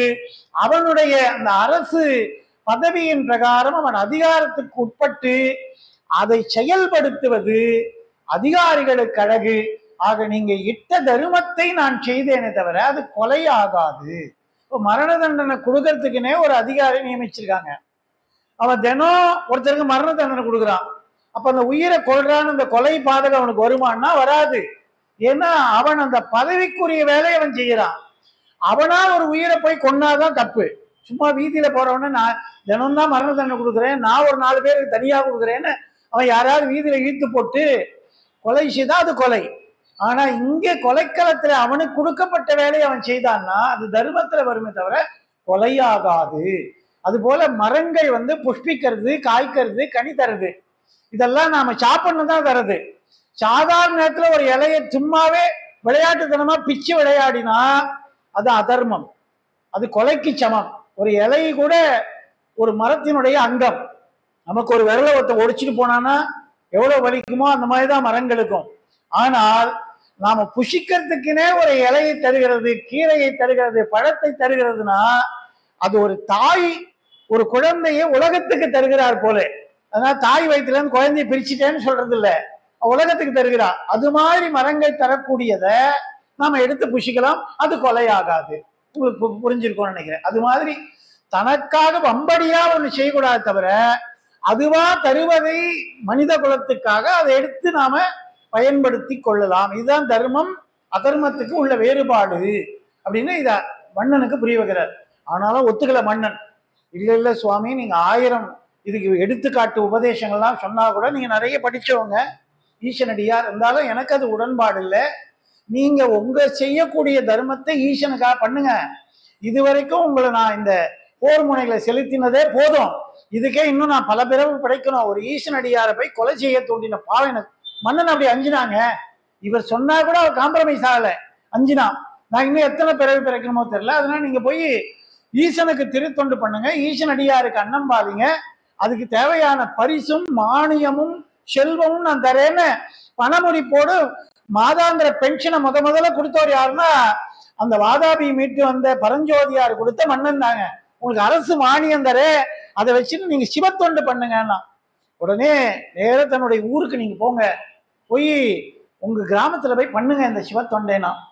மதியணிந்தார் திருத்தொண்டு வைத்த வலிகுடைமையினால் எதிர்வரும் இப்புலகு உப்புலகில் இல்லை என எடுத்துரைத்தார். சுவாமி, சிவனடியாருக்காக செய்யறதுனால இது தவறில்லைன்னு சொன்னாலும் நீங்க போய் உங்க கிராமத்துல மானியங்கள் தரே, மாசம் மாசம் பென்ஷன் வந்துடும். அதை வாங்கின உங்களுடைய மனைவி மக்களோடு கிராமத்தில் இருக்கிற கணபதீஸ்வரம் இறைவனை வழிபட்டு செம்மையாம் சிவப்பணியில திருத்தொண்டு பண்ணுங்க அப்படின்னு சிறு தொண்டரை ஒரு வாழ்த்தி அனுப்புறார் மன்னன். மன்னன் கிட்ட இருந்து விடைபெற்று கொண்டு புறப்படுறார். மன்னபனை விடை கொண்டு தம்பதிகள் வந்தடைந்து பண்ணு புகழ் பரஞ்சோதியார் தாழும் பணி மதிவாழ் சென்னியரை கணபதீச்சரத்தானை நன்றி திருத்தொண்டு முன்னை நிலைமையில் வழுவா முறை அன்பிற் செய்கின்றார். அங்கேருந்து வந்தார். அவருக்கு ஒரு மனைவியா இருக்காருங்க, வெண்காட்டு நங்கை அப்படின்னு. பண்காட்டும் முதலானும் கனல் காட்டும் கையானும்னு செங்காட்டங்குடியிலே ஞானசம்பந்தர் அற்புதமா ஒரு பதிகம் பாடல. அப்படி செங்காட்டங்குடி உள்ளவனுக்கு வெண்காட்டு நங்கை என்கிற மங்கையை பரஞ்சோதியார் திருமணம் முடித்திருக்கார். அந்த வெண்காட்டு நங்கையும் பரஞ்சோதியாரும் கணபதீஸ்வர தெம்பெருமான வழுவாத சிவத்தொண்டு பண்ணதுனாலே ஒரு அழகான குழந்தை அவனுக்கு பிறந்தார்கள். ஏற்கனவே சொன்னேன், ஞானத்தை தருகிறவன் கந்தன். இவர் சிவனுடைய அம்சமா பிறந்திருக்கார். யாரு? பரஞ்சோதியார். அதான் அவர் பேர் பரஞ்சோதி. அந்த அம்மா பாருங்க அம்பாவுடைய அம்சமா வெண்காட்டு நங்கை அப்படின்னு. வெண்காட்டு நங்கைன்னா முத்து போன்ற சிரிப்புடையவள்னு பேரு. அப்படிப்பட்ட வெண்காட்டு நங்கையாக அந்த அம்மா வந்து அம்பாவுடைய அம்சமா பிறந்திருக்கா. அப்ப இவா ரெண்டு பேரும் ஒரு குழந்தை யார் எப்படி பிறக்கணும்? முருகர் மாதிரி பிறக்கணும். அது மாதிரி சோமஸ்கந்த ரூபம்னா உமை சிவனுக்கு நடுவில் கந்த பெருமான் உட்கார்ந்து ஞானத்தின் வடிவம். 64 மூர்த்தங்கள்ல அட்டாட்ட மூர்த்தங்கள்ல சோமஸ்கந்தரை நாம தியானம் பண்ணா நம்ம புத்தி பிரகாசமாகும், நல்ல பாண்டித்யம் வரும், நல்ல ஞாபக சக்தி மேம்படும். சோமஸ்கந்த வழிபாடு பண்ணணும். அப்படி சோமஸ்கந்தராக இந்த முருகரே வந்து பிறக்கிறார். ஷீராளன்னு பேர் வைத்தார். இந்த ஷீராளன்னா யாருன்னா இந்த ஷீராக இந்த உடம்பை ஆளக்கூடியவன் முருகன். அதான் ஏரகத்து செட்டியாரேன்னு கவி காலமேக புலவர் முருகப்பெருமான 4ஆம் படை வீடான அந்த அற்புதமான தகப்பன் சுவாமியாய் இருக்கக்கூடிய சுவாமி மலையில அதுல சொல்றார், மங்காத சீரகம் தருவேன் தருவீரே தேடேன் பெருங்காயம் ஏரகத்து செட்டியாரேன்னு ஒரு மளிகை கடை ஒரு செட்டியாரை போல முருகன் மேல ஒரு பாடல் பாடினார்.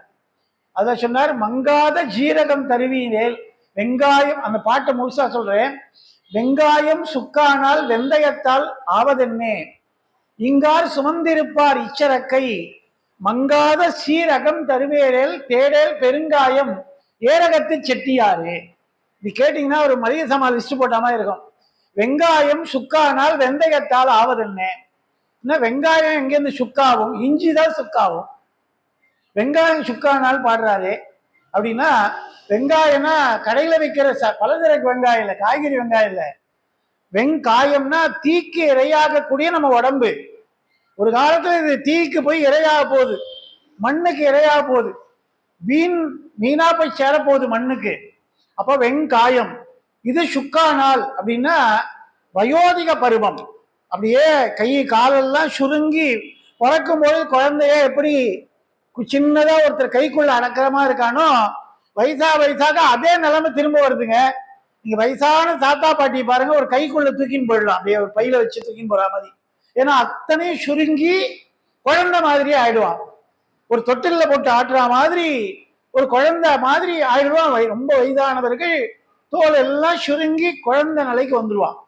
அப்போ பாலனாய் விருத்தனாகின்னு இதுதான் பாடினார்கள். அப்போ வெங்காயம் சுக்கானால், என்னுடைய உடம்பு இந்த மாதிரி சுக்கு மாதிரி வயசாக ஆனால், அப்போ வெங்காயம் சுக்கானால் வெந்தயத்தால் ஆவதென்னே, வெந்து போகக்கூடிய இந்த உடம்பால நான் என்ன பண்ண போறேன், சாதிக்க போறேன். வெந்தயத்தால் ஆவதென்னே, நான் செய்யற காரியத்தால இந்த உடம்புக்கு நான் என்ன பண்ண போறேன். மங்காத சீர் அகம் தருவேரில், மங்காதன்னா மாசில்லாத புகழ், எப்பவும் அழியாத புகழ். அது எதுனா முருகனுடைய திருவடி.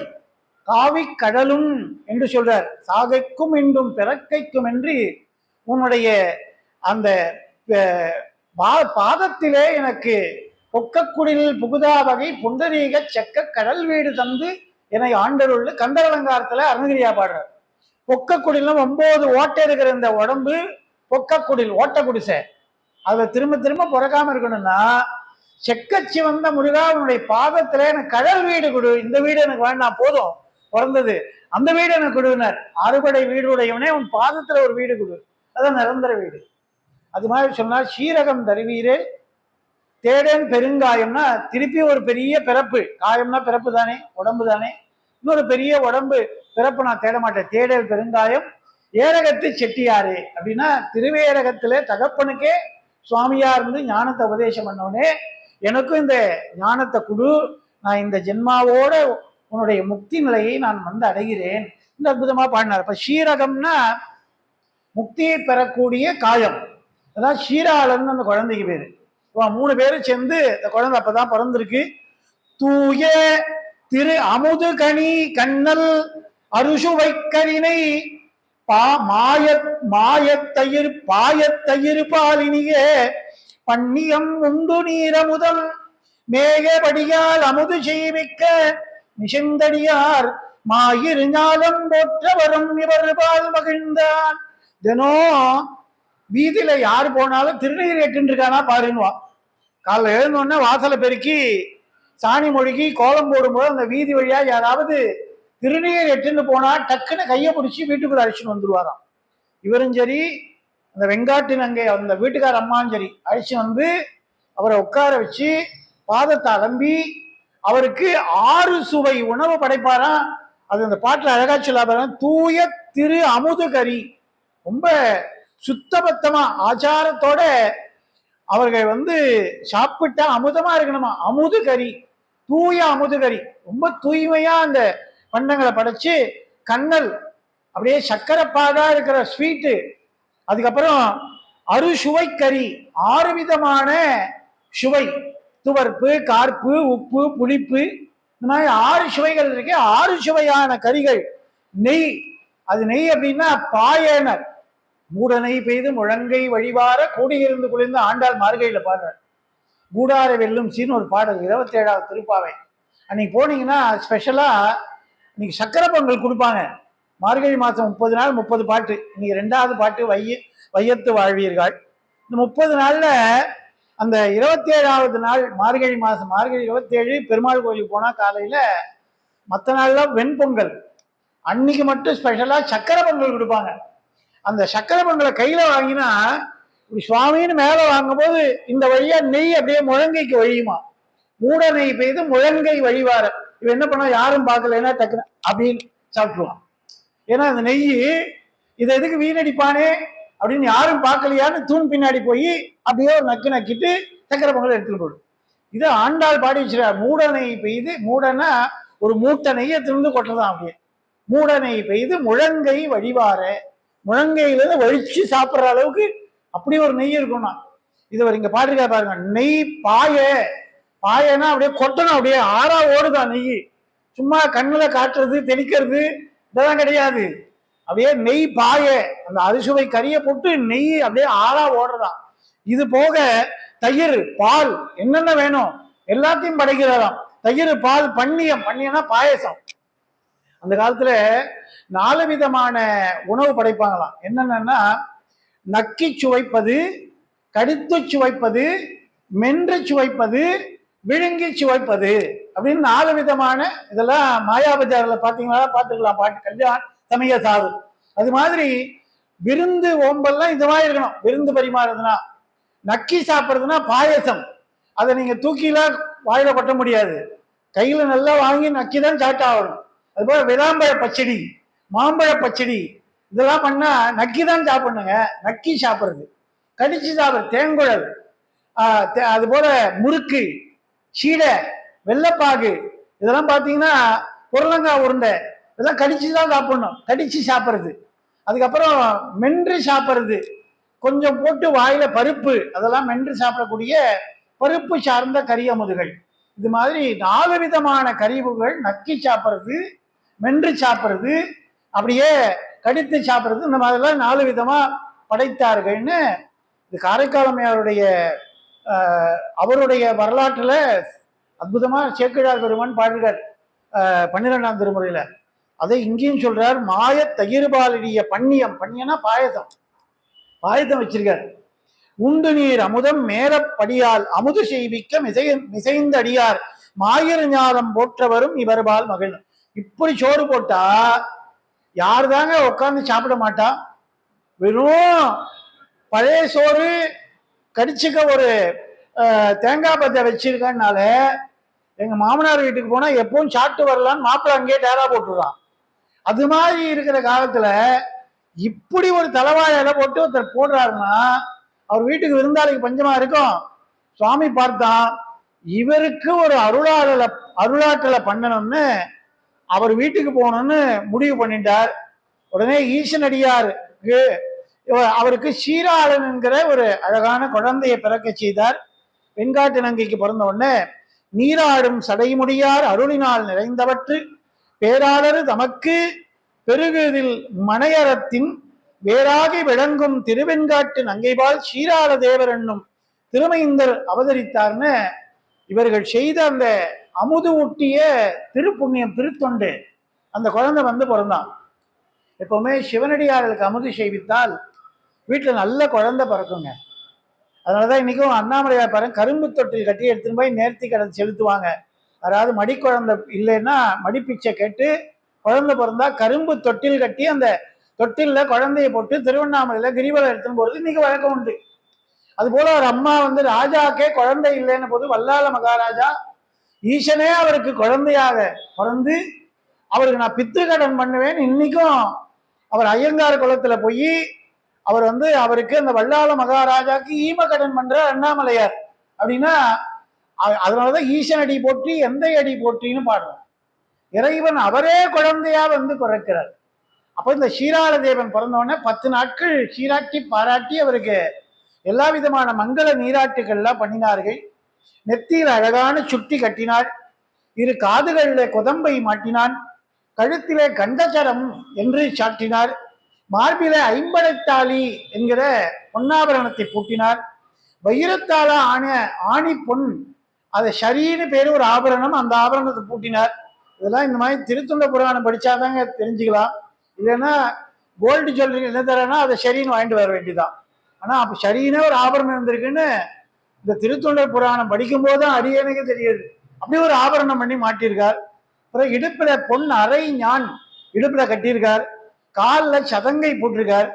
இது மாதிரி ஒவ்வொரு பருவத்துல இந்த குழந்தைக்கு செய்ய வேண்டிய மங்கள சடங்குகளை பண்ண 3வது வயசுல மொட்டை அடிச்சு காது குத்துறதுன்னு மனவினை பண்ணுவாங்க. அதை பண்றாங்க. 3ஆம் வயசுல ஸ்ரீராளனுக்கு மயிர் நீக்கும் மனவினை பண்ணி அப்போ கல்வி கற்பதற்காக கொண்டு போய் வித்யாபியாசம் 3 வயசுல கொண்டு போய் சேர்க்கறதுன்னு. இன்னைக்கு பாருங்க 1.5 வயசு 1 வயசு பிறந்த குழந்தைக்கே அட்மிஷன் போட்டு வச்சிடறான். அதுவும் வளகாப்பு பண்ண உடனே அந்த ஸ்கூல் தாங்க பெஸ்ட் இப்பயே போட்டு வச்சதா 6 மாதம் கழிச்சு குழந்தை பிறக்கும்போது கிடைக்கும்ன்றான். இது மாதிரி இதுக்கு பேர் ப்ரீகேஜின்னு பேர் வேற வச்சிருக்கான், முன்னாடியே புக் பண்றது. இது மாதிரி முன்கூட்டி போயிட்டு இருக்கு. குழந்தையே பிறக்காத போது இன்னும் சில பேர் கல்யாணம் பண்ணும்போதே ஸ்கூல்லேயே அட்மிஷன் போட்டு வந்துருக்கோம். குழந்தை பிறந்தா ஷோரிமா இருக்கு, இப்படி நாளைக்கு எதிர்காலத்தில் அந்த மாதிரி ஆயிடும். ஆனா 3 வயசாகி தான் குழந்தைய கொண்டு போய் பள்ளிக்கூடத்துல சேர்க்கணும். 3 வயசானது பள்ளிக்கூடத்துல சேர்க்கிறாள். இவரும் அந்நாளில் சென்மை நகர் ஆண்ட கையால் எழுந்தருள முன்னாக எதிர்கொண்டு கொடுப்போந்து முன்னூல் சேர் பொன்மார்பில் சிறு தொண்டன் புகழைக்காவனார்தம் நன்னாத சேவடிகள் போட்டி செய்து நலம் சிறந்தார். இவர் பண்ண புண்ணியம் பாருங்க. ஆளுடைய பிள்ளைன்னு சொல்லக்கூடிய காழிப்பதி என்கிற சீர்காழி வேந்தனாக இருக்கக்கூடிய ஞானதம்பந்த பெருமான், அவர்தான் உமையம்மையே ஆண்டு கொண்ட அருளாளர். முருகனுக்கு கூட பால் கொடுக்காத அந்த அற்புதமான உண்ணாமுலையம்மைன்னு இன்னைக்கும் அண்ணாமலையாருடைய நாயகி பேரு உண்ணாமுலையம்மை. அவர் தன் குழந்தைக்கு கூட பால் கொடுத்ததில்லை, அதான் அவருக்கு உண்ணாமுலையம்மை அப்படின்னு பேரு. ஆனா அவள் ஞானதம்பந்தருக்கு சீர்காழியில பால் கொடுக்கிறார்னா இதை பார்த்தார். முருகனே ஞானதம்பந்தராக பிறந்தார், அம்மையின் பாலை திருவமுதைய உண்பதற்காகன்னு. இது அடியேன்னு சொல்லலைங்க, அருணகிரியார் திருப்புகழ்ல பாடிருக்காரு. என் முருகன் வந்து சம்பந்தரா அவதாரம் பண்ணி சீர்காழியில அந்த பாலை தாயின் பாலை பருகினார் என்று பாடுகிறார் அருணகிரியார். அப்படி சீர்காழி பதியில முருகனே குடிக்காத அம்மைப்பாலை குடித்தவர் ஞானதம்பந்தர். அவர் வந்து இந்த செங்காட்டங்குடிக்கு வர்றார். தேவார தலம் அல்லவா, இங்க வந்துதான் கண்காட்டும் நதலானும் கனல் காட்டும் கையானும் வெண்காடு உறைவானும் திருவெண்காட்டுக்கெல்லாம் போயிட்டு செங்காட்டங்குடியில வந்து தேவாரங்கள் பாடுறார். அப்படி பாடும்போது சிறுதொண்ட நாயனார் எதிர்கொண்டு சென்று அவரை தலையால வணங்கி அவருக்கு திருத்தொண்டு பண்ணுகிறார். சிறுத்தொண்ட நாயனார் செய்த திருத்தொண்டுல ஞானதம்பந்தருக்கும் திருத்தொண்டு பண்ணியிருக்காருன்னு இங்கே பதிவு பண்ணுகிறார் சேக்கிழா பெருமான். ஒரு தொண்டை உலகறிய செய்யணும்னு ஞானதம்பந்தருக்கு மட்டும் தெரிஞ்சா போதாது, உலகத்துக்கே தெரியணும்னு ஒரு வைரவ சந்நியாசியாக திருச்செங்காட்டங்குடிக்கு ஆலவாய் அண்ணலாகிய எம்பெருமானே கீழே இறங்கி வந்தார். அவர் வந்து அவர்கிட்ட இல்லாத உணவா அவருடைய ஒரு புறத்துல இடது புறத்துல அம்மா உட்காந்துன்னு அன்னபூரணியா காசியில விசாலாட்சியா தங்க கரண்டி வச்சுட்டு 32 அறங்களை வளர்த்துருக்கா. அதுல ஒண்ணு அன்னதானம். 32 விதமான தானங்கள், கோதானம், பூதானம், சொர்ணதானம், வஸ்திரதானம், ஞானதானம், சில்பதானம், இப்படி எல்லாம் சொல்லிட்டே வருவாள். அதுல அன்னதானம் சிறந்தது 32 தானங்கள்ல. அத அபிராமட்டமும் பாடுறா. அபிராமன் இருந்தாரு. ஐயன் அளந்தபடி இருநாடி நல்கொண்டு இவ்வண்டமெல்லாம் உய்ய அறம் செய்பவள். அதாவது திருவையாத்துல அம்பாளுக்கு திருநாமம் என்னன்னா, அவர் தியாகராஜர் ஐயாரப்பர், இவர் அறம் வளர்த்த நாயகி.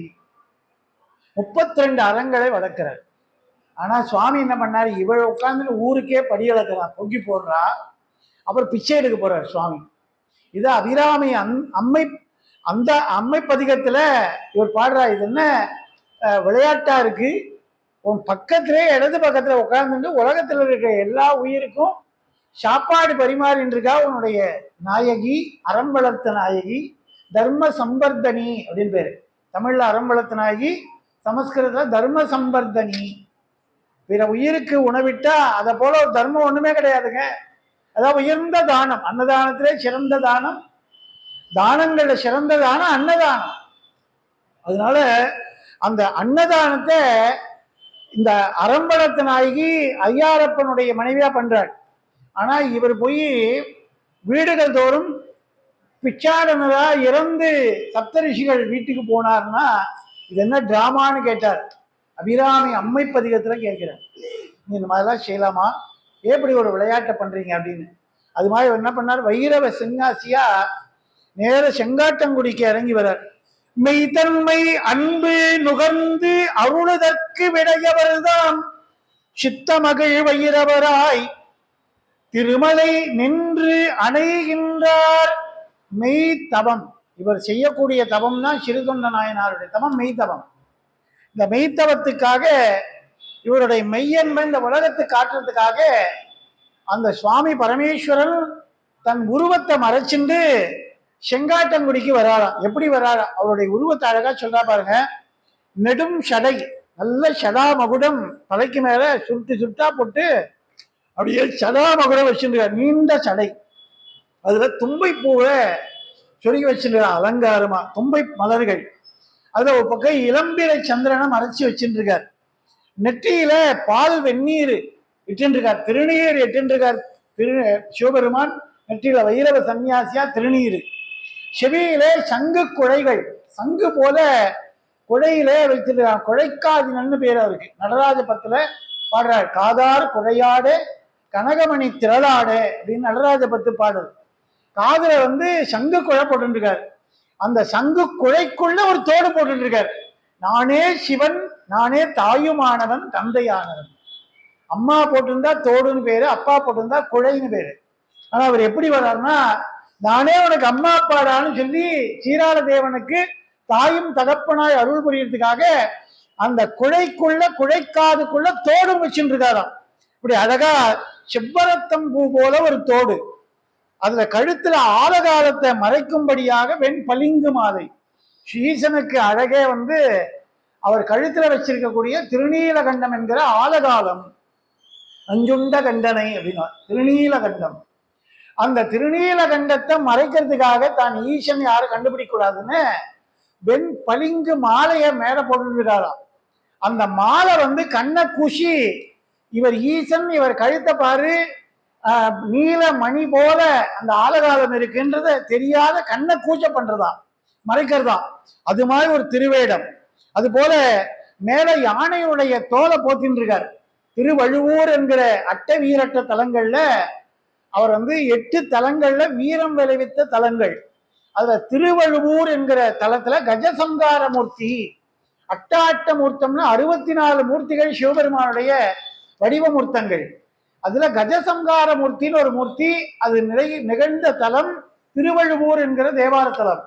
அங்க கஜாசுரனை வதம் பண்ணி அந்த யானையுடைய தோலை எடுத்து தன் திருமையில போத்துருக்கார் சுவாமி வீரட்டானேஸ்வரர் அப்படின்னு பேர். அங்க சுவாமி அங்க வழுவூர் வீரட்டானம் அப்படின்னு பேரு. சப்த வீரட்டான தலங்கள்ல 7 வீரட்டான தலங்கள்ல அது வழுவூர் வீரட்டானம் அப்படின்னு பேரு. அப்படி அந்த கஜசங்கார மூர்த்தின்னு தான் காட்டுறதுக்காக யானைத்தோலை போத்திருக்கார். இடுப்புல அரஞ்சான் கயிறு, அதுக்கு மேல புலித்தோல் ஆடை, கால்ல காலபைரவர் போல சலங்கைகள், திருவடியில சலங்கை கட்டி, தோல்ல ஒரு மூவிலை சூலம் சாத்திட்டு, கையில ஒரு உடுக்க வர எடுத்துட்டு இருக்காரு. பத்தாத எலும்பு மாலை போட்டு இருக்காரு. தலைக்கு தலைமாலை அணிந்ததென்னே என்று தேவாரம் பாடுது. இறைவன் தலைவன் என்பதை காட்டுறதுக்கு பல தலைகளை மாலையா அணிஞ்சுட்டு இருக்கா. தலையே நீ வணங்காய் தலை மாலை தலைக்கு அணிந்து தலையாலே வழி தேடும் தலைவனை தலையே நீ வணங்காய். நாவுக்கரசனார் திருவங்க மாலையில பாடுற அங்க மாலையை சாத்தின் இருக்கிற பல தலைமாலை அணிஞ்சிருக்க தலைவன் தலையே அவனை வணங்கினான்.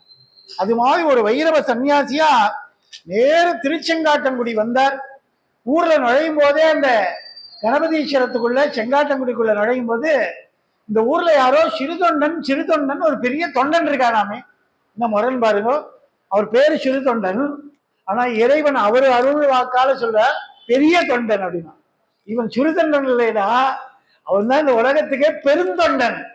அவன் பெரிய காரியத்தை தன்னை ஒரு வினயமா தன்னை ரொம்ப கீழ்மைப்படுத்திட்டு சிறுதொண்டன் சத்தமில்லாத பண்ணிட்டு இருக்கான். அதை இவர் சுவாமி சொல்றார், சிறுதொண்டன் ஒரு பெரிய தொண்டன் இந்த ஊர்ல இருக்காராமே, அவன் வீடு எங்கன்னு கேட்கிறார். அங்க சந்தனத்தாதின்னு சந்தன மங்கை, இவள் வெண்காட்டு நங்கை, இவளுக்கு ஒரு பணிப்பெண் இருக்கா, வேலை இல்லாம வேலைக்காரி. அந்த வேலைக்காரிக்கு சந்தன மங்கைன்னு பேரு. தெரிஞ்சா தெரியாம வீதியில அவகிட்ட போய் கேட்டான். கேட்ட உடனே அவ சொன்னா, அம்பலவர் அடிகாரை அமுது செய்விப்பாரிற்றைக்கு எம்பெருமான் யாவரையும் கண்டிலர் தேடி போனார் வம்பன நீரெழுந்தருள வரும் திருவேடம் கண்டால் தம் பெரிய பேரென்றே மிக மகிழ்வார் இனித்தாடார். இப்படி விழா கேட்டுட்டே இந்த வைரவ சன்னியாசி மகாதேவர் என்ன பண்ணார், செங்காட்டங்குடியில சிறுதொண்ட நாயனார் வீட்டுக்கு வந்துட்டார். அந்த வேலைக்காரி தான் வீட்டுல இருக்கா. ஏன்னா பையன் ஸ்கூலுக்கு போயிருக்கான் படிக்கிறதுக்காக. சீராளன் வெண்காட்டு நங்கை வீட்டுக்குள்ள வேலையா இருக்காள். இவர் சமையல பண்ண வைக்க சொல்லிட்டு இன்னைக்கு ஒரு சிவனடியார அழிச்சுன்னு வர. தினம் ஒரு சிவனடியார உணவு உண்பிக்காமல் இவங்க சாப்பிடவே மாட்டாங்க. ஒருவேளை ஒரு நாள் ஒரு சிவனடியார் கிடைக்கலன்னா அன்னைக்கு அவங்க பட்ட பட்டினி. அழகா சொன்னார் சுந்தரமூர்த்தி சுவாமிகள், பேசாத நாளெல்லாம் பிறவாத நாளே. தினோனாக்கள் காலையில் எழுந்தா இறைவன் புகழப்பாடு நமச்சிவாய வாழ்க நாதந்தாள் வாழ்க. ஒருவேளை நான் மறந்துட்டேன்னா நான் பிறக்கலேன்னு வச்சுக்கோங்க.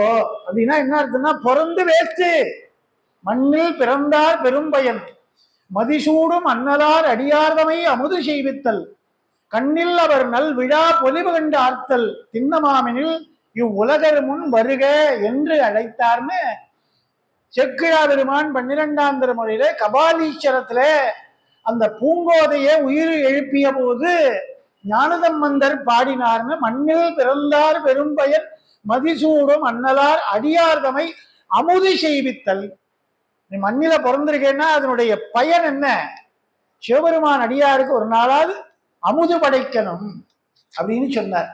இது திண்ணமெனில் உலகர் முன் வருகன்னா சாம்பலா இருந்த குடத்திலிருந்து பூம்பா உயிர் பெற்று வந்தால் நாம பார்க்கிற இந்த கபாலீஸ்வரத்துல மயிலாப்பூர்லன்னு பாக்குறோம். ஞானசம்பந்தர் செத்தாரை மீட்டுங்கே எழுப்பியிடல் வேண்டும். செத்து போன சாம்பலா இருந்த ஒரு பெண்ணை உயிரோட மீட்டாருன்னா சிவநாமத்துக்கு எவ்வளவு பெரிய பெருமைங்க. அதை உலகத்துக்கு காட்டுறதுக்காக வர்றார். இவர் என்ன பண்ணார், நான் ஒருத்தர் கூட்டின்னு வர சாப்பாட்டுக்கு சிவனடியாரு இல்லைன்னா இன்னைக்கு பட்டப்பட்டினின்னு போனார். இவருடைய நேரம் பாருங்க, ஏன்னா மறைப்பானும் தானே கொடுப்பானும் தானே. இறைவன் தான் ரெண்டுமே செய்யறான். அவனுக்கு பஞ்சகிருத்தியம் பண்றவன் பகவான். என்னன்னா திருஷ்டி சிதி சிட்டி திதி சம்ஹாரம் திரோபவம் அனுகிரகம். இந்த தமிழ்ல சொன்னா பிறப்பிக்கிறவன், காக்கிறவன், அதுக்கப்புறம் அழிக்கிறவன், மறைக்கிறவன், அருளுகிறவன். இந்த 5 தொழில் இறைவன் செய்கிறான். அதனாலதான் திருவண்ணாமலையில காலையில பரணி தீபம், பஞ்ச அகல் விளக்கு, 5 அகல் விளக்குல தீபம். அவன் 5 தொழில் செய்கிறவன். அவனுக்கு 5 முகம் உண்டு சிவபெருமானுக்கு. பக்தியோஜாதம், அகோரம், ஈசானம், தத்புருஷம். அது போல சிவம் என்கிற முகம். இந்த 5 முகங்களை வைத்திருக்கிறார் பகவான் சிவபெருமான். அந்த 5 முகத்தை 5 முக ஜோதியா ஏத்துறோம். அதுக்கப்புறம் ஏகன் அநேகன் இறைவன் காட்டுவதற்காக இந்த 5 முகமும் ஒரே ஜோதியா அந்த மலை மேல ஜோதின்னு ஏக ஜோதியாக ஏகஜோதி ஏகஜோதி ஏகஜோதி அப்படின்னு வள்ளலார் அகவல் பாடல்ல ஜோதி அகவல்ல பாடுறார். அப்படி வானஜோதி, வாமஜோதி, வாகஜோதி, ஞானஜோதி, ஏகஜோதி, ஏகஜோதி, ஏகஜோதி அப்படின்னு பாடுறார். கடைசியில ஏக ஜோதியா அண்ணாமலையில பார்க்கிறோம். அப்படி பகவான் என்ன பண்ணார்? நேர வந்தார். அன்னைக்கு அவரு ஒரு திருநீர் எட்டவர் அந்த கிராமத்துல கிடைக்கணுமே, ஒரு சந்து வந்தெல்லாம் போய் தேடுறார், ஒத்தம் கூட கிடைக்கல. ஏன்னா இவர் மறைச்சு விட்டார். ஏன்னா அன்னைக்கு இவர் திருநீர் எட்டுன்னு வந்திருக்கார். இன்னைக்கு இவர் வீட்டுல சாப்பிடாம போறது இல்லைன்னு இவர் கங்கணம் கட்டின்னு வந்திருக்கார், கையில உடுக்கு அடிச்சுன்னு. இந்த சத்தத்தை கேட்ட உடனே எப்படி ஒரு சிங்கம் புறப்பட்டா சிறு நதிகள்லாம் பதுங்குமோ அது மாதிரி மற்ற திருநீர் எட்டவெல்லாம் காணாம போயிட்டான் பூரா. இவன் மட்டும் வந்திருக்கார். அப்போ இவ சொல்றா, சந்தனத்தாதி என்ன ஆச்சரியம் பாருங்க, எங்க வீட்டு எஜமானர் பரஞ்சோதியாங்கிற சிறு தொண்ட நாயனார் இன்னைக்கு ஒருத்தரை சிவனடியாரை உண்ண வைக்கணும்னு தேடிந்து போயிருக்கார். ஆனா இது வரைக்கும் வீடு திருப்பலைங்க, ஒருத்தர் கூட திருநீரிட்டவன் கிடைக்கலங்க இந்த கிராமத்துல. ஆனா அந்த அவர் வணங்கக்கூடிய ஈசனே அனுப்பி வச்ச மாதிரி வந்திருக்கு. ஈசனே வந்திருக்காருங்க. ஆனா அவர் சொல்றா, ஈசனே அனுப்பினான். சில சொல்றா பாருங்க, மாத்த கட்சியில காசு இல்லாத போது யாராவது வந்து பெரியவா வந்து சுருக்குமட்டில இருந்து பாட்டி எடுத்து ஒரு 10 ரூபா கொடுத்தா தெய்வமே வந்தா மாதிரி வந்தாங்கன்ற பாருங்க. ஏன்னா கொடுக்க சிவனுண்டு குறைவில்லை பட்டுன்னு சொல்ற. யாராவது கட்ட நேரத்துல கை கொடுத்தான்னா அவன் தாங்க ஈசன், வேற யாரும் கிடையாதுங்க. மனித ஒருவரை வந்து ஈசன் அவன். அப்ப இவ சொல்றா, இது தம் பெரிய பேரென்றே மிக மகிழ்வார் இனி தாழார். அவருக்கு இந்த விஷயம் தெரியாதுங்க. அவரு சொந்த பொந்தெல்லாம் போய் யாராவது சிவனடியா கிடைக்க மாட்டான் தேடின்று அலப்பாஞ்சுட்டு இருக்கார் பாவம். ஆனா வீடு தேடி இப்படி ஒரு உடுக்கையை எடுத்துட்டு தலைமாலை அணிஞ்சுண்டு ஜாமுடி போட்டுண்டு திருநீர் அணிஞ்சுண்டு காலில் சதங்க எடுத்து திருச்சூர் சிவனே வந்தாமே வந்திருக்கீங்களே தவக்கோலத்துல. இப்படி ஒரு அடியார் கிடைச்சிருக்காருன்னா ஒரு செகண்ட் நிக்க மாட்டாருங்க, உங்களுக்காக ஓடி வர. நீங்க உடனே வீட்டுக்குள்ள உட்காருங்க, கிடைச்சதை விட்டக்கூடாது, கிடைச்ச ரத்தனத்தேனே வந்து உட்காருங்கன்னா. உடனே இவர் சொன்னார், அம்மா உள்ள யார் இருக்கான்னா வெண்காட்டு நங்கை கிட்ட போய் வேகமா சொல்ற, அம்மா நம்முடைய வீட்டு எஜமான் ஒரு திருநீரட்டு அடியார் தேடின்னு போயிருக்காரு அமுது படைக்கிறதுக்கு இன்னைக்கு. ஆனா சிவனே நம்ம வீட்டுக்கு வந்த மாதிரி ஒருத்தர் அடியார் வந்திருக்காருமா, அவரை விட்டாது உட்கார வைதான். உடனே அவள் ஓடி வந்து தன்னுடைய வாயெல்லாம் அலம்பிட்டு கை காலெல்லாம் அலம்பிட்டு, சுவாமி வராதவர் வந்திருக்கேன், நீங்க வரணும், எங்க வீட்டுக்குள்ள உட்காரணும், இது எங்களுக்கு கிடைச்ச பெரிய பேரு, என் சுவாமி இதோ நொடியில வந்துருவார், சாட்டு தான் போகணும்னு சொல்லிட்டு அவரை வரவழைச்சு உட்கார வைக்க சொன்னார். அவர் சொன்னார், அம்மா வீட்டுல ஆண் இல்லாத இடத்துல ஒரு பெண் பிள்ளை தனியா இருக்கான்னா நான் இருக்கிறது இல்லை. நான் ஏன்னா துறவி உற்றும் பிறந்தவன். இவர் காமகோட்டி இல்லையா, காமகோட்டியே வந்திருக்கார். அவர் எந்த காமம் என்ன பண்ணும், காமத்தினுடைய எல்லை காமகோட்டி. அப்படி காமகோட்டியானே வந்திருக்கிறான். ஆனா அவர் சொல்றார், லோக தர்மத்தை சொல்றார். ஒரு வயது பெண் பிள்ளை ஒரு வீட்டுல இருக்காருன்னா அங்க அவருடைய கணவனோ அண்ணனோ மனைவியோ அப்பாவோ யாரோ ஒரு ஆண் துணை இல்லாத ஒரு பெண் வீட்டுக்குள்ள புறத்தே ஒரு ஆண் போய் அங்க உரிமை பாராட்டக்கூடாது என்று ஒரு மனு தர்மத்தை ஈசன் எடுத்து சொல்றார். அதனால நான் இங்க இருக்க மாட்டேன், நான் அதனால உன் கணவனார் வந்தா சொல்லு, இந்த செங்காட்டங்குடியில கணபதீஸ்வரம்னு ஒரு தேவார தலம் இருக்கு, அங்க ஒரு ஆத்தி மரம் இருக்கு. மிக செங்காட்டங்குடியில ஒவ்வொரு தலத்துக்கு ஒரு விருட்சம் இருக்கும் இல்லையா, செங்காட்டங்குடிக்கு ஆத்தி மரம் தான் விருட்சம், தல விருட்சம். அந்த ஆத்தி மரத்தடியில உட்கார்ந்துருப்பேன்னு சொல்லு, என்னை அங்க வந்து பார்க்க சொல்லு. நான் வந்து தேடினா கிடைக்க மாட்டேன், நானா தேடி வந்தா கிடைப்பேன். தேடி கண்டு கொண்டேன் உள்ள தேடி கண்டு கொண்டேன் திருமாலோடு நான் முகனோ தேடி தேடன்னா தேவனை என்னுள்ளே தேடி கண்டு கொண்டேன். உங்களை தேடி நான் அவர் போயிருக்காரு, அவர் தேடி நீங்க வந்திருக்கீங்களே. அதான் இறைவன் சொன்னார், என்ன நீ தேடினா கண்டுபிடிக்க முடியாது, உள்ள தேடு, நான் உள்ளே இருக்கேன் சொன்னார். அப்ப அகத்திலும் உள்ளான் புறத்திலும் உள்ளான். உன் அகத்துக்கு நான் தேடி வந்திருக்கேன், என்ன தேடி புறத்தை அவன் போயிருக்கான். இப்ப நான் அவனை தேடி நான் புறத்த போறேன், அவன் அகத்துக்கு வந்தானா புறத்தை அனுப்பு. இன்னும் ஒரு விளையாட்டு பாருங்க, திருவாத்தி மரத்தடியில உட்கார்ந்து போய் அனுப்பி வை. உடனே அடியேன் உயிந்தேன் அப்படின்னு ஓடி வந்தார். நேர சிறுதுண்ட நாயனார் வந்த உடனே இந்த விஷயத்தை சொன்ன உடனே அடியேன் உயிந்தேன், நான் வாழ்ந்து போனேன், இன்னைக்கு ஆளே கிடைக்கலன்ற பொழுது ஒரு சிறுதுண்டருக்கு இப்படி ஒரு ஈசனே கிடைச்சார் போல, ஈசனடி போற்றி எந்த அடி போற்றின்னு தேசனடி போற்றி சிவன் சேவடி போற்றி மாய பிறப்பருக்கும் அண்ணனடி போற்றின்னு ஓடி வந்துட்டார். வந்து அப்படியே கீழே விழுந்து நெடுஞ்சான் கிடையா. ஆத்தி மரத்தடியில குருந்த மரத்தடியில எப்படி மணிவாசகர் ஆண்டாரோ அது மாதிரி ஒரு உட்கார்ந்துருக்கார் குருநாதர் மாதிரி செங்காட்ட முடியல. ஈசன் அப்படியே அவர் காலடியில போய் தவான்னு விழுந்தார். மேல போட்டிருக்கிற இந்த பத்திரத்தை எடுத்து கீழே நெடுஞ்சான் கிடையா போட்டு அடியேன் உயிந்தேன் ஓன்னு அழுதார். காதலாகி கசிந்து கண்ணீர் மல்கி ஓதுவார் தமை நன்னதி குய்ப்பது வேதம் நான்கிலும் மெய்ப்பொருளாவது நாதன் நாமம் நமசிவாயம். விழுந்தார். உடனே யாரா நீ எழுந்துடுறான் அப்படின்னாரு சுவாமி. உடனே எழுந்த உடனே, ஓ நீதான் வந்து நின்ற தொண்டர் தமை நோக்கி நீரோ பெரிய சிறு தொண்டர் என்று திருவாயுமலந்தருள இறைவர் தம்மை தொழுது உரைப்பார். ஓ நீதான் அந்த பெரிய சிறு தொண்டனா அப்படின்னு சுவாமி தன் அருள் வாக்கால கேட்கிறார். ஏண்டா சிறு தொண்டன் பெருமை பீத்துக்கிறியே, அந்த பெரிய சிறு தொண்டன் நீதானா? நீ சிறியவனா பெரியவனா? இன்னும் நீதான் பெரிய சிறு தொண்டன் சொல்றாளே, என்ன பெரிய சிறு தொண்டன் அப்படின்றா பாருங்க. அவர் கேட்கிறார் அதை ஏளனமா, நீதான் பெரிய சிறு தொண்டனா? அப்ப அவர் வினயமா சொல்றார், புதிய நீ சாதனத்தால் முன் போட்ட போதே நாயிடினும் நாதனடியார் கருணையினால் அருளி செய்வார் நான் என்றே. ஐயா மன்னிக்கணும், நான் எப்போ என்ன வந்து தொண்டன் கூட சொன்னதில்லை, சிறு தொண்டன் சொல்றேன். திருவாரூர் பிறந்தார்கள் அடியாருக்கும் அடியேன், முப்போதும் திருமேனி திண்டுவாருக்கு அடியேன், முழுநீர் பூசிய முனிவருக்கும் அடியேன், அப்பாலும் அடி சார்ந்தார் அடியாருக்கும் அடியேன், ஆரூரில் அம்மானுக்கால பக்தராய் பாடுவார்கள் அடியாருக்கும் அடியேன், பரமனையே பாடுவார்கள் அடியாருக்கும் அடியேன், சித்தத்தை சிவன்பாலை வைத்தாருக்கும் அடியேன். அழகா பாடுறார் சுந்தரமூர்த்தி சுவாமிகள் திருத்தொண்ட தொகையில. திருநீர் வச்சிருந்தா அவருக்கு நான் சிறு தொண்டன் ஐயா. ஒரு பக்தியில தொண்டு பண்ணா விளக்கேத்தி வச்சான்னா, தெய்வத்தமை பக்த சபையில வந்து கோலம் போட்டா விளக்கேத்தி வச்சா, தீர்த்தம் கொண்டு வந்து வச்சா, புஷ்பத்தை கட்டினா அவருக்கு நான் சிறு தொண்டன் ஐயா. எல்லாரும் உட்கார்ந்து கதை கேட்டா அவளுக்கு நான் சிறு தொண்டன் ஐயா. கதை சொன்னா அவருக்கு நான் சிறு தொண்டன் ஐயா. ஒரு சுண்டல் பேக் பண்ணி கொடுத்தா அவருக்கு சிறு தொண்டன் ஐயா. நான் இப்படி எல்லாருக்கும் சிறு தொண்டன், ஈசன் அடியாருக்கெல்லாம் என்றதான். பூதி அணி சாதனத்தார் முன்போற்ற போதே நாயிடும்.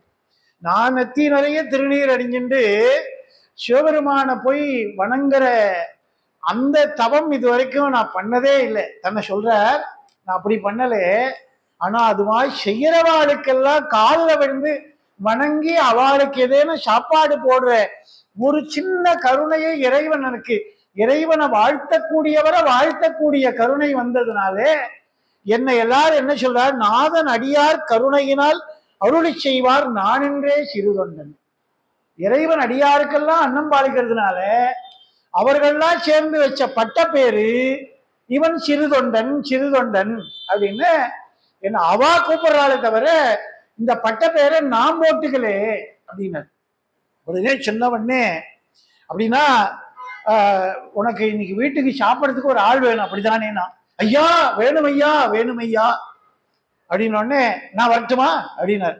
ஆஹா என்ன தவம் இது, கிடைக்காம ஈசனே வந்திருக்கான்னா தேடி. ஒரு வெள்ளிக்காத்து கிடைக்காதான்னு அவனுக்கு வைரக்கல் கிடைச்சா எப்படி சந்தோஷப்படுவானோ.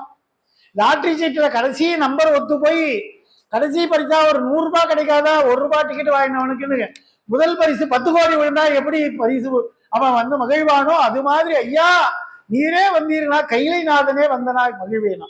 அவர் சொன்னார், இல்ல நீ கூப்பிட்டா நான் வந்துருவேன், ஆனா எனக்கு சில கண்டிஷன்லாம் இருக்கு, அந்த கண்டிஷன் என்னை ஃபுல்ஃபில் பண்றதா இருந்தா நான் வரேன்னா. என்ன கண்டிஷன்னா, நான் தினந்தோறும் சாப்பிட மாட்டேன், 6 மாசத்துக்கு ஒரு வேளை தான் சாப்பிடுவேன். இவன் சொல்லுவான், நான் ஒரு நாளைக்கு 6 வேளை சாப்பிடுவேன்னு. நாமெல்லாம் ஒரு நாளைக்கு 6 வேளை சாப்பிடுவோம், அவர் 6 மாசத்துக்கு ஒரு வேளை சாப்பிடுவேனா. இது திருத்தொண்ட தொகையில சொல்றார், புரியும் தொண்டீர் 20 கழிந்தார் பசுவிட்டி உண்பது உரிய நாடும் அதற்கின் நூல் உட்பட அரிதாமக்கின்றார். அதாவது 20 கழிந்தால் 20 அப்படின்னா 20னா 320 அப்படின்னு பேரு. இந்த 320னா 6 மாசம். 20 அப்படின்னா அதாவது 2 திங்கள். ஒரு திங்கள் அப்படின்றத தூன்ற வார்த்தையினால சேர்த்தார். இருது அப்படின்னா இரு திங்கள், திங்கள்னா மாதம், இருது அப்படின்னா இரு திங்கள் 2 மாசம். அதுபோல 3 இருது அப்படின்னா 2 மாசமா 3 தரம் சேர்த்துட்டா 6 மாசம். அப்ப 6 மாசத்துக்கு ஒரு வேளை தான் நான் சாப்பிடுவேன். அது இன்னைக்கு நீ பண்ண பாக்கியம். நான் 6 மாசத்துக்கு ஒரு வேளை சாப்பிட்றேன் பார், அந்த நேரத்துக்கு உங்க வீட்டு தேடி நான் வந்திருக்கேன் அப்படின்னா எவ்வளவு பெரிய பாக்கியம். இறைவனே 6 மாசத்துக்கு ஒரு சாப்பிட்ற நேரத்துல செங்காட்டமுடைய சிறுதொண்ட நாயனா வீட்டுக்கு வரான்னா இது சொன்னா ஐயா பெரிய பாக்கியம் எனக்குண்ணா. ஆனா நீ நினைக்கிற மாதிரி இந்த மரக்கறியெல்லாம் சாட மாட்டேன். சொல்லார் புரியும் தொண்டீர் மூவிருபது கழிந்தார் பசுவிழ்த்திட உண்பது. ஒரு பசுவின் கறியதான், அதுவும் புதியதா இருக்கணும், அன்று சமைத்ததா இருக்கணும், அப்படிதான் சாப்பிடுவேனா. இவர் சொன்னார் என்கிட்ட 3 விதமான பசு இருக்கு. என்னன்னா, நான் ஆடு வளர்க்கிறேன், கோழி வளர்க்கிறேன், மாடு வளர்க்கிறேன். 3 நிறைகள் இருக்கு. இந்த உலகத்துல இருக்கிற எல்லா ஜீவராசிகளும் பசு தாங்க, மனிதன் உள்பட. ஆனா ஒருத்தன் தான் பதி, அதனாலதான் அவனுக்கு பசுபதினு பேரு. மிக திருக்கருவூர் ஆணிலையில சுவாமிக்கு பேரு பசுபதீஸ்வரர் அப்படின்னு பேரு. நாம எல்லாரும் பசுக்கள் தான், நமக்கு நரப்பசுன்னு பேரு. சாதாரண கோபாலதாக்கு பசுன்னா நாம நரப்பசு, நரமாய் இருக்கிற பசு. நமக்கெல்லாம் பதி பரமன், அதனாலதான் அவனுக்கு பசுபதி அப்படின்னு பேரு, பசுபதீஸ்வரர். அப்ப இவர் சொல்ல என்கிட்ட 3 பசுக்கள் இருக்கு. ஆடினம் என்கிற பசு இருக்கு, ஆவினம் என்கிற பசு இருக்கு, அது போல கோழி இனம் என்று இனம் உடைய பசு இருக்கு. இந்த 3 பசுக்கள்ல உங்களுக்கு எது விருப்பம்னு சொல்லுங்க, அதுல ஒண்ணு சமைச்சு வைக்கிறேன் அப்படின்னார். பண்பு மிக்க சிறு தொண்டர் பரிபகண்டு பயிரவரும் நண்பு மிக்கீர் நாம் உண்ண படுக்கும் பசுவும் நரப்பசுவாம் உண்பதஞ்சு பிராயத்துள் உறுப்பில் மறுவில்லதோர் இன்னம் முன்சி நோவில் வேலறிந்தார் போலும் புகழ்வதொன்று என்றார். ஐயா நான் 6 மாதத்துக்கு ஒரு வேளைதான் சாப்பிடுவேன். அதுவும் நரப்பசுனா ஒரு குழந்தை கறி, பிள்ளை கறி தான் சாப்பிடுவேன். அந்த பிள்ளையும் 5 வயசு தாண்டாத பிள்ளையா இருக்கணும். இவரு பாருங்க 3 வயசு தான் இருக்கணும். எப்படி கேட்கறா பாருங்க, 5 வயசு தாண்டாத இளம் பிள்ளையா இருக்கணும். அந்த பிள்ளைக்கும் எந்த அவயத்திலும் நோய் இருக்கக்கூடாது, குற்றம் குறையக்கூடாது. ஒரு கண்ணு குருடா இருக்கிறது, ஒரு விரல் ஊனமா இருக்கிறது, ஒரு கால் இல்லாம இருக்கிறது, இந்த மாதிரிலாம் குறை இருந்தா அது ஆகாது. நல்லா பரிபூர்ணமா இருக்கிற ஒரு பால குழந்தையா இளம் பிள்ளையா இருக்கிற நரக்கறி தந்தால் சாப்பிடுவேன்னா. உடனே சொன்னா நீங்க சாப்பிட்றதா இருந்தா என்னால எதுதான் படைக்க முடியாது. காண்பாரார் கண்ணுதலார் காட்டாக்காலே என்கிறார் ஐயாரப்பருடைய தலத்திலே திருவையாத்துல நாவுக்கரசு நாயனார். நீங்க கண்ணு காட்டிட்டா எதுவும் எனக்காகும். சித்தன் சிவன் போக்கு, சிவன் சொல்லிட்டார்னா அதை தடுப்பார் உண்டா, தானே கிடைக்காதா? அந்த தைரியத்துல சொல்றார், நீங்க விரும்பினா அது என் மனையில கிடைக்கும்னு விட்டார். தைரியத்துல சொன்னார். இருமான் திருப்பன் கொலோ ஈசன் பல்கணத்தெல்லப்பட்டு சிறுமான் ஏந்தி தன் சேவடிக்கு சென்று இருமான் திருப்பன் கொலோ. ஈசன் அடியாராய் சிவன் அடியில போய் உட்கார்ந்துட்டன்னா எது கேட்டாலும் கிடைக்குங்க. அவன் இல்லைன்னு சொல்ல மாட்டான். இல்லாம சொல்லி ஒருவதம்பால் இழிவுபட்டு செல்லாமை நினைவுறேன் அபிராபட்ட சொல்றார். இல்லேன்னு ஒரு வார்த்தை யார்கிட்ட வராதுன்னா உண்மையான பக்தி அம்பாட்ட இருந்தா அவ இல்லைன்னு சொல்ல மாட்டா, எல்லாம் கிடைக்கும். அவன் சொன்னா நீங்க சொன்னா கிடைக்குங்க, நீ தைரியமா வாங்க நான் பண்றேன்னா. உடனே அப்படின்னா போய் ரெடி பண்ணு, நான் பின்னாடியே வரேன்னா. கொடுத்த வாக்கு மாறுபடா, போய் ரெடி பண்றேன். நேரம் வெங்காட்டு வெங்கைகிட்ட போய் அவர்கிட்ட விஷயத்த சொல்லிட்டான். சொன்னா அந்த மாதிரி அழனுமே. அவ ஆச்சரியமா கேட்கிறா, ஒரு குறை இருக்கக்கூடாது சொல்றீங்க, 5 வயசுக்குள்ள இருக்கணும்ன்றீங்க, இளம்பிள்ளையா இருக்கணும்ன்றீங்க, எல்லாத்துக்கும் மேல ஒரு கண்டிஷன் போட்டார். அந்த குழந்தைய அம்மா பிடிச்சுக்கணும், அப்பா குளிப்பாட்டணும், அவா கையால வெட்டணும்னா. இதெல்லாம் நடக்கிற காரியமா? இதெல்லாம் சொல்றாரு அவர். இத்தனை கண்டிஷன் போடுறார். இதெல்லாம் சொன்ன உடனே அவ சொன்னா, இத்தனை கண்டிஷனோட ஒரு குழந்தைய எங்க போய் தேடுவீங்கன்னா? அவப்பா ரொம்ப அப்பாவியோ. அதெல்லாம் சொல்றா, ஒரு அம்மா பிடிச்சிருந்து அப்பா வெட்டுறதுக்கு 5 வயசுக்குள்ள இருக்கிற ஒரு குழந்தை இந்த கிராமத்துல இப்ப போய் எங்க போய் தேடி கொண்டு வருவீங்கன்னா? உடனே அவர் சொன்னார், அது முடியாது, தெரியுது இல்லையோ, இது ஒன்னால மட்டும் இல்ல, இந்த உலகத்துல யாரால முடியாதுன்னுட்டார். இது சேர்க்க அழகா சொல்றார். உன்னால மட்டும் இல்ல, இந்த உலகத்துல யாராலுமே முடியாது, ஆனால் ஈசன் நினைத்தால் நம்மால் முடியும்னா. அப்போ என்ன பண்ணணும்னா, உன் பிள்ளைய போய் கூட்டிட்டு வா பள்ளிக்கூடத்துல இருந்து, அவனையே நாம் ஈசனுக்கு கரியாக்குவோம் அப்படின்னுட்டான். உடனே அம்மா சொன்னா, ஓ இப்படி ஒரு வழி இருக்குன்னு நான் மறந்தே போயிட்டேனே. நான் திருவாக்கும் செய்கருமும் கைகூட்டும் பெருவாக்கும் பீடம் பெருக்கும் சொல்றாரு இல்லையா? அப்போ இதெல்லாம் ஞாபகப்படுத்துறது ஈசன் தாங்க. சொன்னோன்னா நம்ம அழவே இல்லை, உற்சாகமா சொன்ன. ஆகா, ஈசன் அடியாருக்கு மிஞ்சின அந்த பிறவி உண்டாங்க. அப்போ அந்த பாக்கியம் நம்ம பையனுக்கும் கிடைச்சிருக்கா, போய் பள்ளிக்கூடத்துல இருந்து அழிச்சுன்னு வாங்க அப்படின்னு ஒண்ணு. நேர போனாள், பையனை கூட்டின்னு வந்தாள், அலங்காரம் பண்றாள். ஈசனுக்கு ஆக்கிற பண்டம்ன்றதுனால குஞ்சி திருத்தி முகம் துடைத்து கொட்டை அரைஞான் துகள் நீக்கி மஞ்சள் அழித்து அதற்கிறங்கி மையின் கண்ணில் மருங்கொதுக்கி பஞ்சி அஞ்சும் மெல்லடியால் பரிந்து திருமஞ்சனமாட்டி எந்தலில்லா கோலம் செய்தெடுத்து கணவர் கையில் கொடுத்தார். இந்த சின்ன குழந்தை, 3 வயசு குழந்தை, பள்ளிக்கூடத்துல இருந்து அம்மான்னு ஓடி வந்தான். அவனுக்கு என்ன ஆச்சுன்னா, இன்னைக்கு 2 பீரியடு கட்டு, குழந்தைக்கு ஒரு பீரியடு கட்டு, வீட்டுக்கு போறான்னா ஏதோ பர்த்டே பார்ட்டி போறதுக்குன்னு வேகமா ஓடி வரும். ஆனா இவனுக்கு பர்த்டே இல்லை, இன்னைக்கு தான் டெத் டேன்னு அந்த குழந்தை தெரியல. அவன் என்ன பண்ணா, 2 பீரியடு முன்னாடியே அம்மா அப்பா அழிச்சுன்னு போறா, ஏதோ பர்த்டே வைக்க போறா பிறகு பார்ட்டின்னு அம்மான்னு ஓடி வந்தான். அவன் வந்த உடனே அவனுக்கு அழகா அந்த கொண்டைகள் எல்லாம் திருத்தி அவனை குளிப்பாட்டி மஞ்சனை மாட்டி பொட்டு வச்சு அழகான புது சொக்கா எல்லாம் போட்டு எல்லாம் பண்ணி கணவனார் கையில கொடுத்து, உங்ககிட்ட என் செல்வத்தை கொடுத்து நீர் என்ன பண்ண முடியுமோ செய்யணும். இந்த குழந்தை ஈசனர் ஆக்கிற செல்வம்னு எப்பவுமே ஒரு குழந்தைய அலங்காரம் பண்ணா எப்பேற்பட்ட அம்மா அப்பாவுக்கு கொஞ்சணும்னு தோணும், வாரி முத்தமிடணும்னு தோணும். அப்படி வாங்கி அப்படி முத்தம் கொடுக்க போனார். பட்டுன்னு தோணித்தாச்சு, என்ன மரமண்டே, இறைவனுக்கு ஆக்கிற பண்டத்தை நாம எச்சில் வாயால முத்தமிடலாமா, அது அனுச்சிதமாகி விடமாதான். 10ஆம் திருமலை திருமலை சொல்ல, ஆசூசம் ஆசூசம் என்பீர் அறிவில்லார், ஆசூசமாவது யாரும் அறிவிலார். ஆசூசம்னா எச்சில், எச்சல் பட்டதை இறைவனுக்கு வைக்கக்கூடாதுன்னு எல்லாரும் சொல்றீங்க. இந்த உடம்பே அம்மா அப்பாவோட எச்சில் தானடா, திருமலை 10ஆம் திருமலை சொல்றார். அப்படி ஒரு சொல்றார், ஒரு இறைவனுக்கு படைக்கிற பண்டத்தை நம்ம எச்சில் பண்ணி சேர்க்கலாமா அவருக்கு? நாளாரில் கண்ணிழந்து அப்பவல்லே நல்லே நீ நானினி சென்று ஆடாவது எப்படியோ காலத்தி அப்பனுக்கேன்னு பட்டினத்தார் பாடுறார். ஒரு கண்ணப்ப நாயனார் 6 நாள்ல அந்த பன்றி மாமிசத்தை கடிச்சு கடிச்சு பார்த்து கொடுத்தாரே, அது சுவைமிக பண்டமா ஈசன் இடத்துல 6 நாள்ல அவர் 63 அடியார்ல ஒத்தராக்கலையா? ஆனா அவன் தெரியாம செய்தா, தெரிந்து வேதம் படித்தும் செய்யக்கூடாது. இவர் சமஸ்கிருத வேதம் படிச்சிருக்காரு. அதனால சொன்னா எச்சில் பண்டத்தை இறைவனை காக்கக்கூடாது, மூக்கு முகர்ந்து கூட வைக்கப்படாது. சில பேர் 2 ரூபா ஊதுவத்தி வாங்கிட்டு கோவில் வாசல மூக்குல வச்சு இழுத்து பார்ப்பான், வாசனை வருதாரு.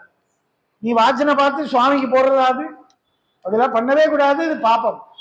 அப்படியே இவர் சொல்றார், முத்தமிட்டா அது அனுச்சிதமாகும்னு அப்படியே அதை அழகா பண்ணி சந்தனத்தாதி இடத்துல கொடுத்து அறிந்து மாதா பிடிக்க வெண்காட்டு நங்கை பிடிக்க அவர் அறிந்து இந்த குழந்தையை கரிசமைத்து ஈசனை போய் ஓடி அழிச்சுன்னு வர்றார். வந்த உடனே இலையை வேக வேகமா பரிமாறி எல்லாத்தையும் பரிமாறி ஈசனை உட்கார வச்சு காலம்பி கையலம்பி தண்ணீர் தெளிச்சு சாப்பிடுங்கோன்னா. அப்ப சொன்னா, நான் தனிச்சு சாப்பிட்டு எனக்கு பழக்கமே கிடையாது, அதனால கூட யாராவது சிவனடியார் உட்கார்ந்து சாப்பிடுவேன். இவர் பார்த்தார், என்னடா இது, நீ ஏற்கனவே சிவனடியார் கிடைக்கலன்னா கிடைக்காத நீங்க கிடைச்சிங்கன்னு பார்த்தா திருப்பி ஒரு சிவனடியார் ஆயிடுச்சுவானா, அப்ப எதுக்கு உனக்காக என் பிள்ளைய நான் காவு கொடுத்துக்கணும்? ஏதோ ரோட்ல போறவனை பிடிச்சின்னு வந்து திருநீர் இட்டு விட்டு சாப்பாடு போட்டிருக்க மாட்டேனா நான்? அவர் சொல்றாரு, ஐயா இன்னைக்கு தேடியும் கிடைக்காம நீங்க கிடைச்ச தேடாமல் கிடைத்த திரவியம் என்று மகிழ்ந்தேனே, இப்ப மறுபடியும் முதல்ல இருந்தா ஒருத்தரை தேடுனா நான் எங்க போவேன் அப்படின்னு சொல்லிட்டு, நான் வாழ்ந்தே போவேன், உங்களை சாப்பிட விடாம நான் இங்கேருந்து போக மாட்டேன்னு வேகமா போனார். திருநீர் எடுத்தார், உடம்பு நெத்தியில நல்லா அள்ளி பூசினார். ஐயா, திருநீர் எட்டவரெல்லாம் ஈசனடியார் என்றால் நானும் ஈசனடியார் தானே, நான் உம்மோடு உட்காந்து சாப்பிடலாம். எந்த தந்தைக்கு வரும்? பெற்ற குழந்தையை சமைத்து வைத்து அவன் சாப்பிடாத போயிடக்கூடாதுன்னு தானும் பக்கத்துல உணவருந்துவதற்காக திருநீர் எட்டார். உடனே ஈசன் சொன்னா, உன்னை விட சிறந்த ஈசனடியார் சிவனடியார் இந்த உலகத்திலே கிடையாது யாருன்ட்டான். உண்மைதானே இது?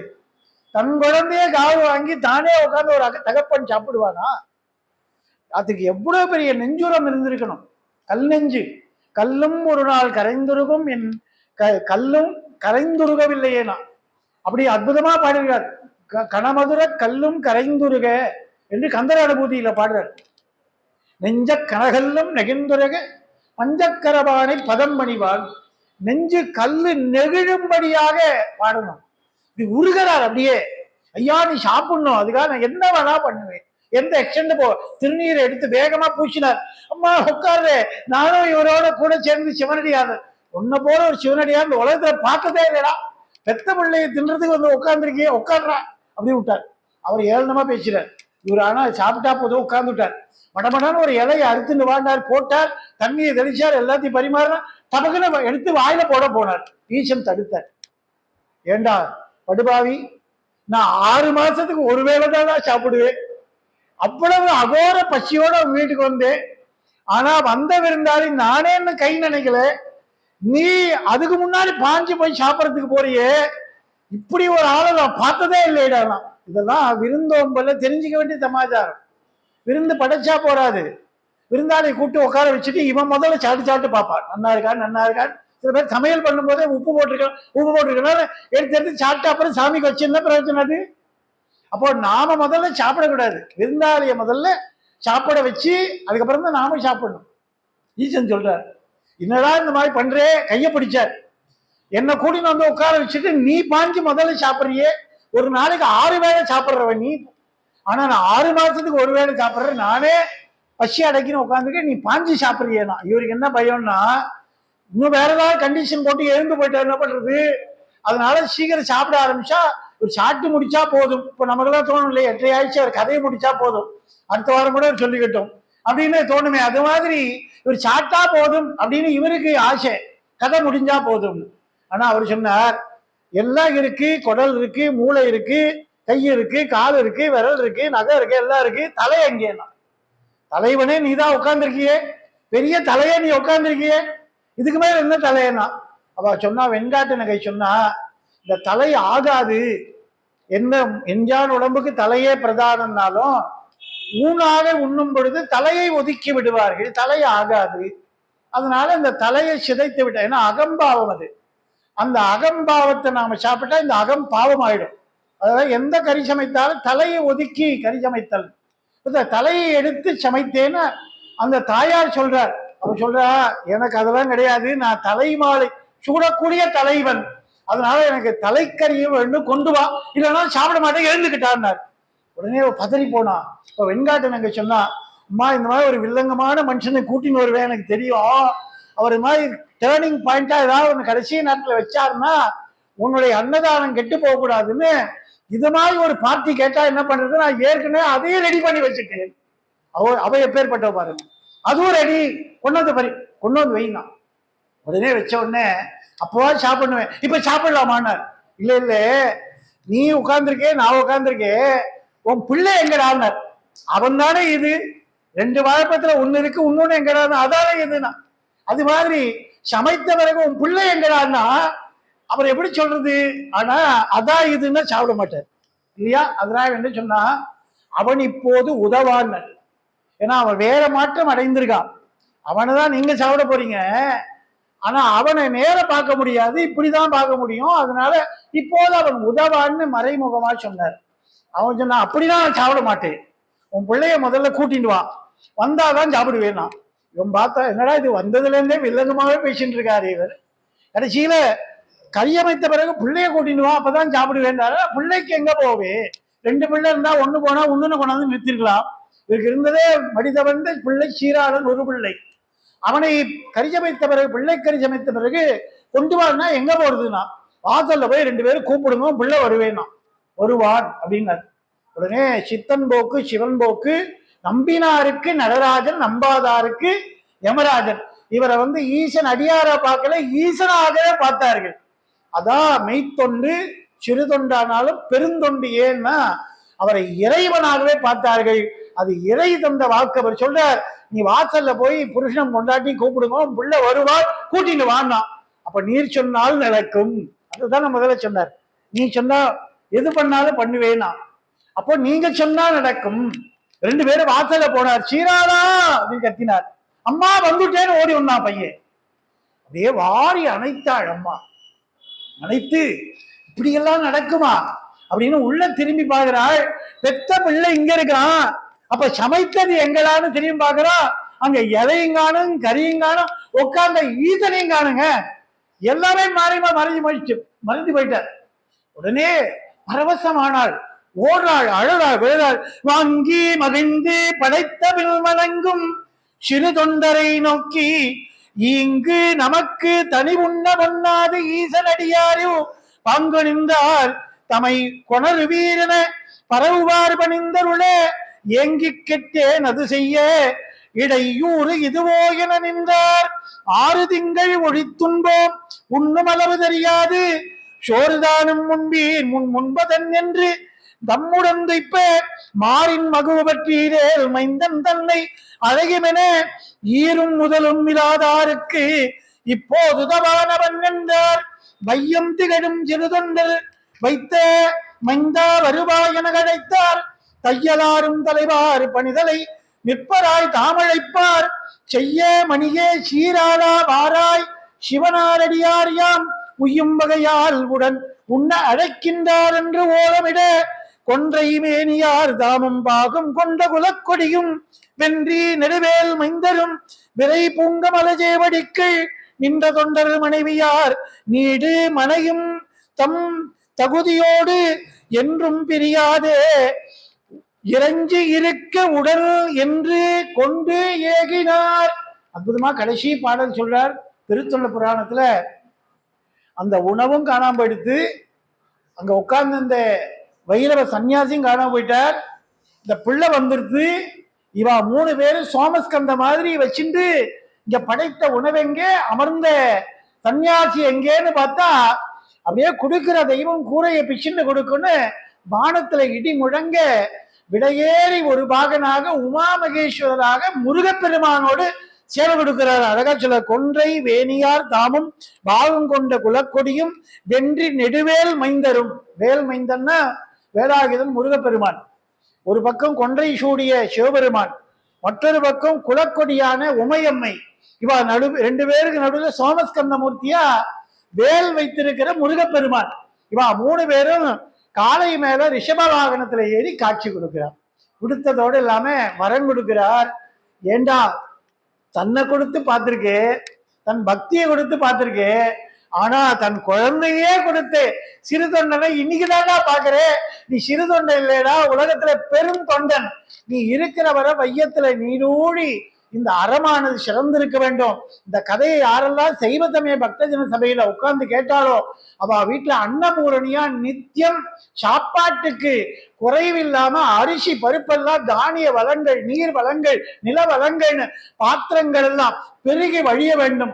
அறங்கள் முப்போதும் அவர்கள் வீடுகள்ல இந்த கதையை கேட்டவருக்கே வரணும். அது மாதிரி ஒரு சிறந்த பணியை நீ சிறுதொண்டனாக இந்த கணபதீச்சரத்துல பண்ணே, நீ என்னுடைய கடல்ல சிவலோகத்துல வந்து கடைசியில சேரணும். இந்த கதையை கேட்டவாளும் வையத்துளே தனவான்களாக இருந்து சிவனடியார்களுக்கு அன்னம் பாலித்து அந்த அன்னம் பாலித்த புண்ணியத்தினால் தம் குலம் நீடு வாழ்ந்து வையத்துள் வாழ்வாங்கு வாழ்ந்த பின் வானுரையும் தெய்வத்துள் வைக்கப்படும் என்று சிவலோக சாநியத்தை அவர்கள் பெற வேண்டும் என்று சிவனடிக்கு மங்களம் பாடி நிலை செய்வோம். வாழ்கவே வாழ்க என் நந்தி திருவடி, வாழ்கவே வாழ்க மலமறுத்தான் பதம், வாழ்கவே வாழ்கவே ஞானத்தவந்தாள், வாழ்கவே வாழ்க மலமிலான் பாதமே. நம பார்வதி பதையே அரகர மகாதேவா. தென்னாளுடைய சிவனே போற்றி, எந்நாட்டவர்க்கும் இறைவா போற்றி. வெற்றிவேல் முருகனுக்கரோகரா, சக்திவேல் முருகனுக்கரோகரா. அருட்பெரும் ஜோதி அருட்பெரும் ஜோதி தனிப்பெருங்கருணை அருட்பெரும் ஜோதி. திருச்சிற்றம்பலம் சிவசிதம்பரம்.